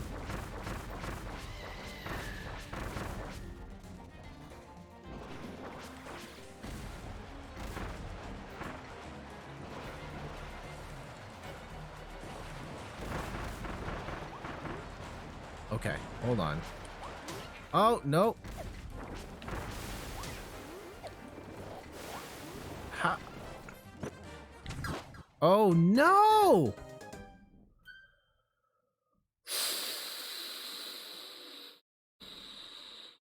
Change the difficulty? No. No.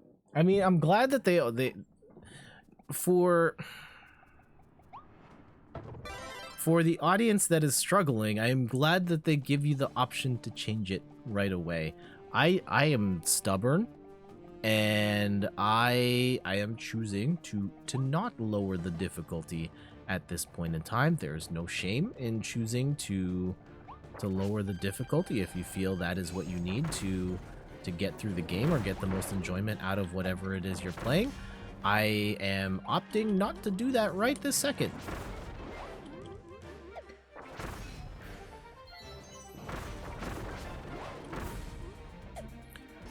What is the best way to do this? Is it?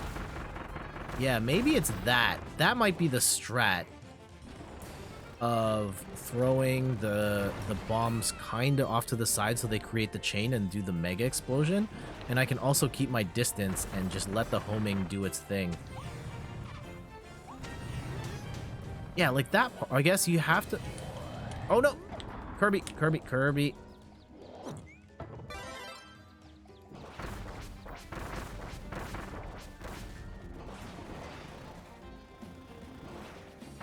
Yeah, for these parts, it's probably best to be in the middle so you have time to dodge.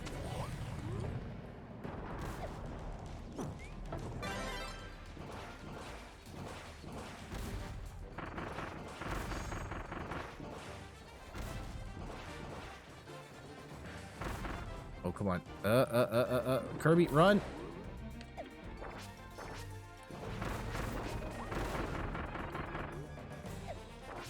I wonder if the other weapons would actually do better, and I'm just hurting myself by choosing the bombs.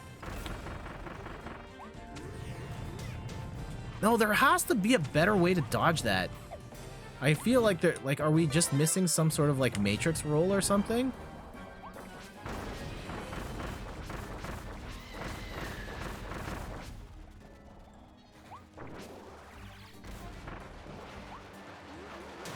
Like, how do... Okay, what am I doing wrong?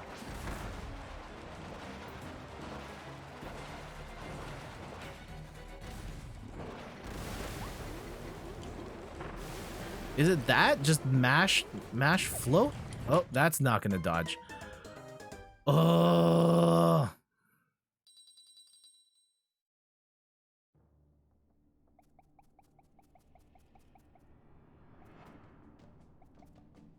Okay. Is it this? Maybe we need to play as the Katamari, and that'll get us to where we need to go. Kirby Mari might be the answer we need.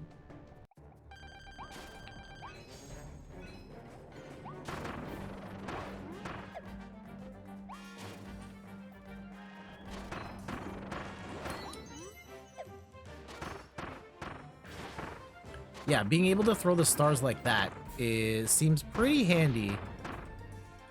Okay, maybe this is it. Maybe this is it. We just chose the wrong power-up, and we were making it difficult on ourselves, and now we can just blaze right through this. Who knows? And maybe the ball roll... Oh, there it is. There it is. Top tier strats. They're never touching us again. Look at that dodge.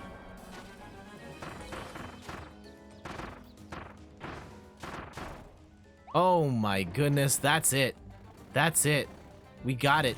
Oh, snap. No. No!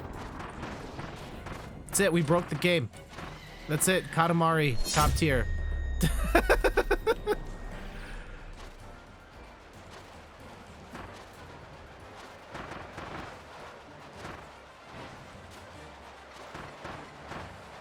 Look, even with the dancing doll, still can't touch us. Still can't touch. Multiple dolls. I feel like Neo in the Matrix right now. Oh, okay, now we got hit for the first time, but...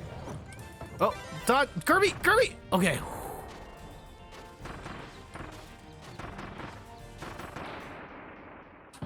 Got him!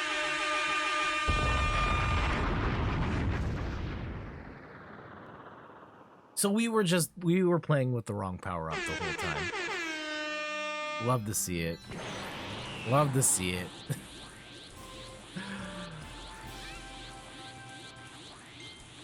Now we can evolve the ice blueprint.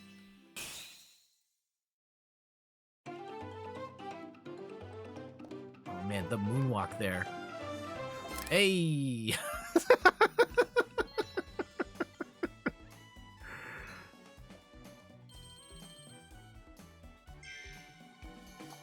Alright, and we're flying off. Bye! I think that's world 4, so there's 2 more worlds to go. I think we've got 1 to 2 more streams of this left. And I know at the end of the month we're going to be doing some Nintendo Switch Sports. And let's go upgrade our stuff. Ooh, what are these? What are those? The item shop. Buy a few items to help you on your adventure. Oh, and there's another gacha machine? Nice. Okay, we'll experiment with those. Oh, well, we have to upgrade the weapons, though. The drill can be evolved. And the hammer. And ice. Okay. Alright, we'll at least do those. And then we'll wrap this up.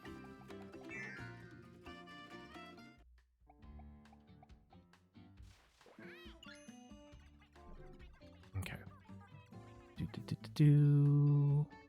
Sorry, just checking something here real quick. Blueprints. All right, we'll get these tools ready.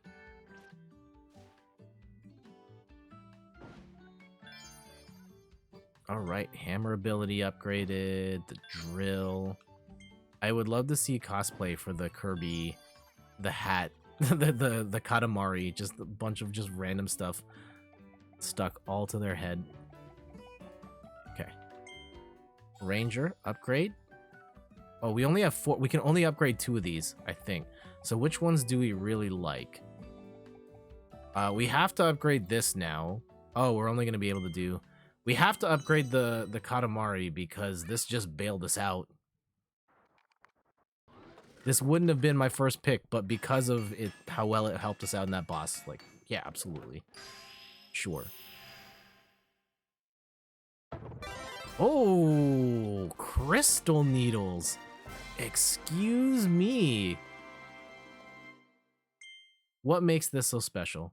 Enter the portal? Okay. Oh, damn. That's pretty fancy. The bling, though. Okay. All right. I like that one. The ice one's not my favorite, and we need 3 rare thingamabobbers to upgrade. I don't think we can upgrade anything else. Okay, but still, that's pretty sick. This is our first no, we can't. We only need 1 more for the ranger, but we don't have it. Okay. Fancy, fancy. Indeed. Drip plus 50. Absolutely. Oh, the frame rate on that was like 2. That was weird, right? Like how it... If I stay still and then just expand, it's not smooth. I don't know. Maybe that's intentional. I don't know. Anyhow.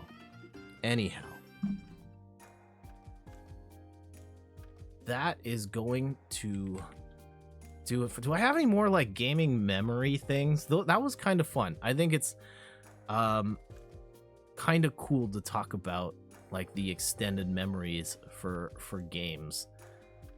And, like, what is around that. Like, there's a creator that I really like on YouTube who talks about music, the Punk Rock MBA, and there's a thing he does a lot in his videos where he talks about like a specific time period, and he's able to transport you to that period by talking about all of the details, and he'll talk about the fashion. You remember back in 2004 when you were wearing these baggy jeans and you were listening to, I don't know, some 41, and you had the spiky hair, and you were just a burnout hanging at the convenience store. Like, he just like keeps going on and on and on about like being able to just transport people to a time period by remembering these details and bringing them up in a story, which I think is really cool.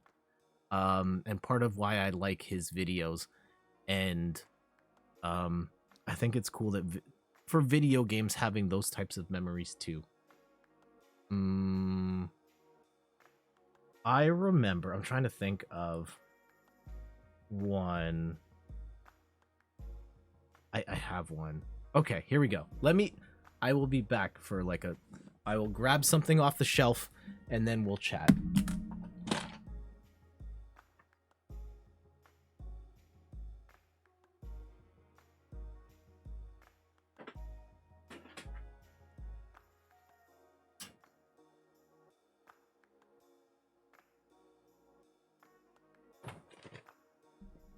We haven't seen him in 48 hours. All right. Oh, gosh. Okay. Trip down memory lane. It's the mid-2000s. I've fallen out of my radio career, and I am now primarily working as a stock boy at a pharmacy. I am kind of going through I'm very much going through a quarter life crisis, not really knowing what to do with my life. I thought that had I gone to school and got good grades, I would have gotten the job that I wanted and life would have been okay. And it didn't work out that way for me. And I went through a major depressive spiral where I didn't know what I wanted to do with my life. And one of the Christmases there, my mom got me a Super Nintendo for Christmas. It's the Super Nintendo that I actually have right here. And like, you know, we'd lost the Super Nintendo. We got robbed, and like getting the Super Nintendo was like so heartwarming for me at the time, because like I was just in a really dark place in life, and just having the Super Nintendo as a gift at that point like really brought me back to a time where I was happy and playing games, and I had friends that I would play with all the time, and like just retro games at the time brought me to like a happy place. And I remember around this time I was buying a lot of used retro games, stuff that I could play on the SNES. I bought an NES, and one of the stores, there was a store that no longer exists, and I remember I found the store in like the phone book or something, or online, something like that, and was like, I want to check it out. And I remember telling my friend Wendy, like, hey, let's go check out this game store, and she was down. Wendy's always down. Shoutouts to Wendy. She has made cameo appearances at least 1 or 2 Extra Lives where she shows up at like 2 o'clock in the morning. Anyhow, we go to the store, and they have an Atari section, and they had 2 Atari 2600s. They had the junior one, which I'm holding here, and they had like the classic wood one, like the one that everyone's seen, and they had a whole bunch of games. And I have memories of this thing too, like, well, of the other Atari 2600. Like my very first gaming machine was an Atari 2600. It was a very small store, but they had like a whole bunch of retro games in glass cases and stuff, and they had the Ataris there. And I remember I wanted one, and Wendy wanted one, and we each bought an Atari, and we bought a set of games for them. And I remember being like really happy being able to play a bunch of old games that I grew up with, like even before the Nintendo. And I also bought this. Okay, you've seen this game a bunch of times on the stream, but I can't tell the story without showing this.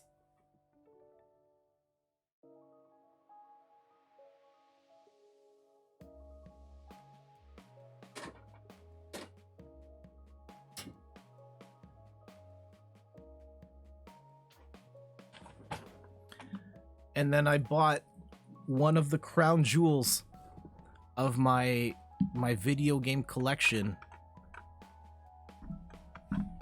E.T. on the Atari 2600. And we'd heard all the stories about how bad this game was, and a couple of days later she came by the house and I hooked it up, and as it turns out, this game's absolutely horrible.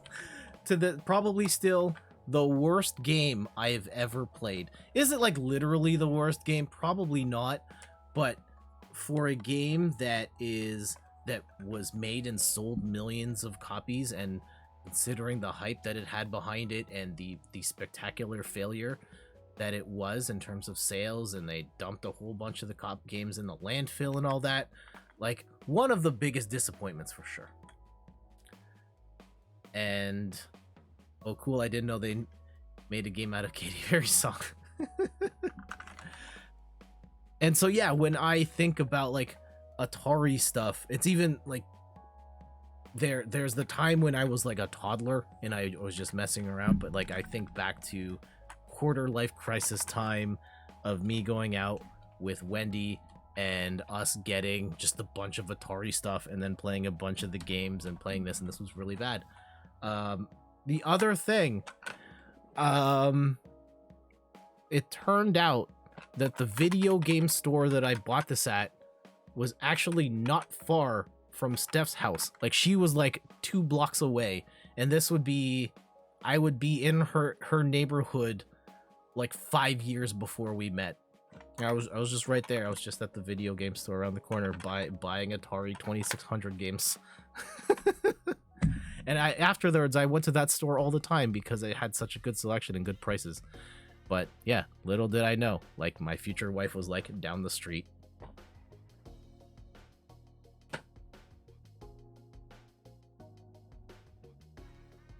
yeah, that was fun. I think that we'll do this again sometime. Flashbacks to, I think, the memories around the games and not just the games themselves, because I think there's a lot of cool stories that I have, that you have around particular games. Like what music was big? Where were you at in life? Are there any smells associated with when you think about or play that game? I think there's fantastic stories for all of us to share. But I think that's going to do it for tonight. Thank you to everybody that dropped by this evening, whether you were super active in the chat, maybe you were just lurking. Let's see. You love Raichu or Daichu in the back. Yeah, we did. We got a... Okay, let me share this. You caught me. We got a Raichu or Daichu Funko Pop recently. I was at a store and I bought some Pokemon cards and I saw this Raichu. I'm like, I haven't seen a Raichu Funko Pop before. We have to get him. So there he is. Gonna be hanging out up here for the next little bit.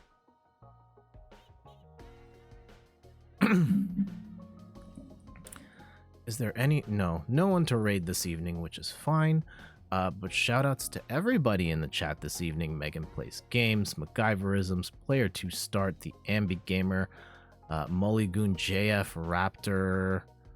If I miss your name, I apologize.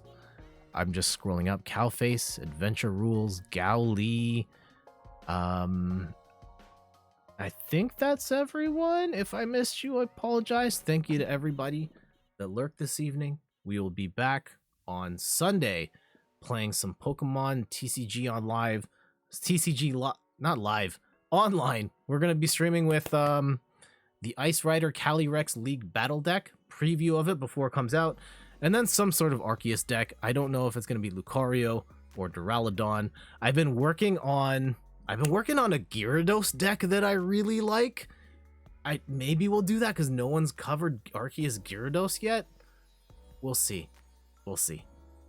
But yeah, if you don't already, make sure to check out the website inthirdperson.com for more articles and videos on video games, board games, and other nerdy pursuits. And also follow on all the things, the YouTubes, Twitters, Instagrams. I guess I technically have a Facebook page. You don't have to follow there. And yeah, well, follow me there while you're reserving baby name profiles. All right. Until next time, let's get out of here. Good night, everybody. I'll see you. Oh, these buttons don't work. Oh, no. How am I going to end the stream? How do I end the stream? Here we go.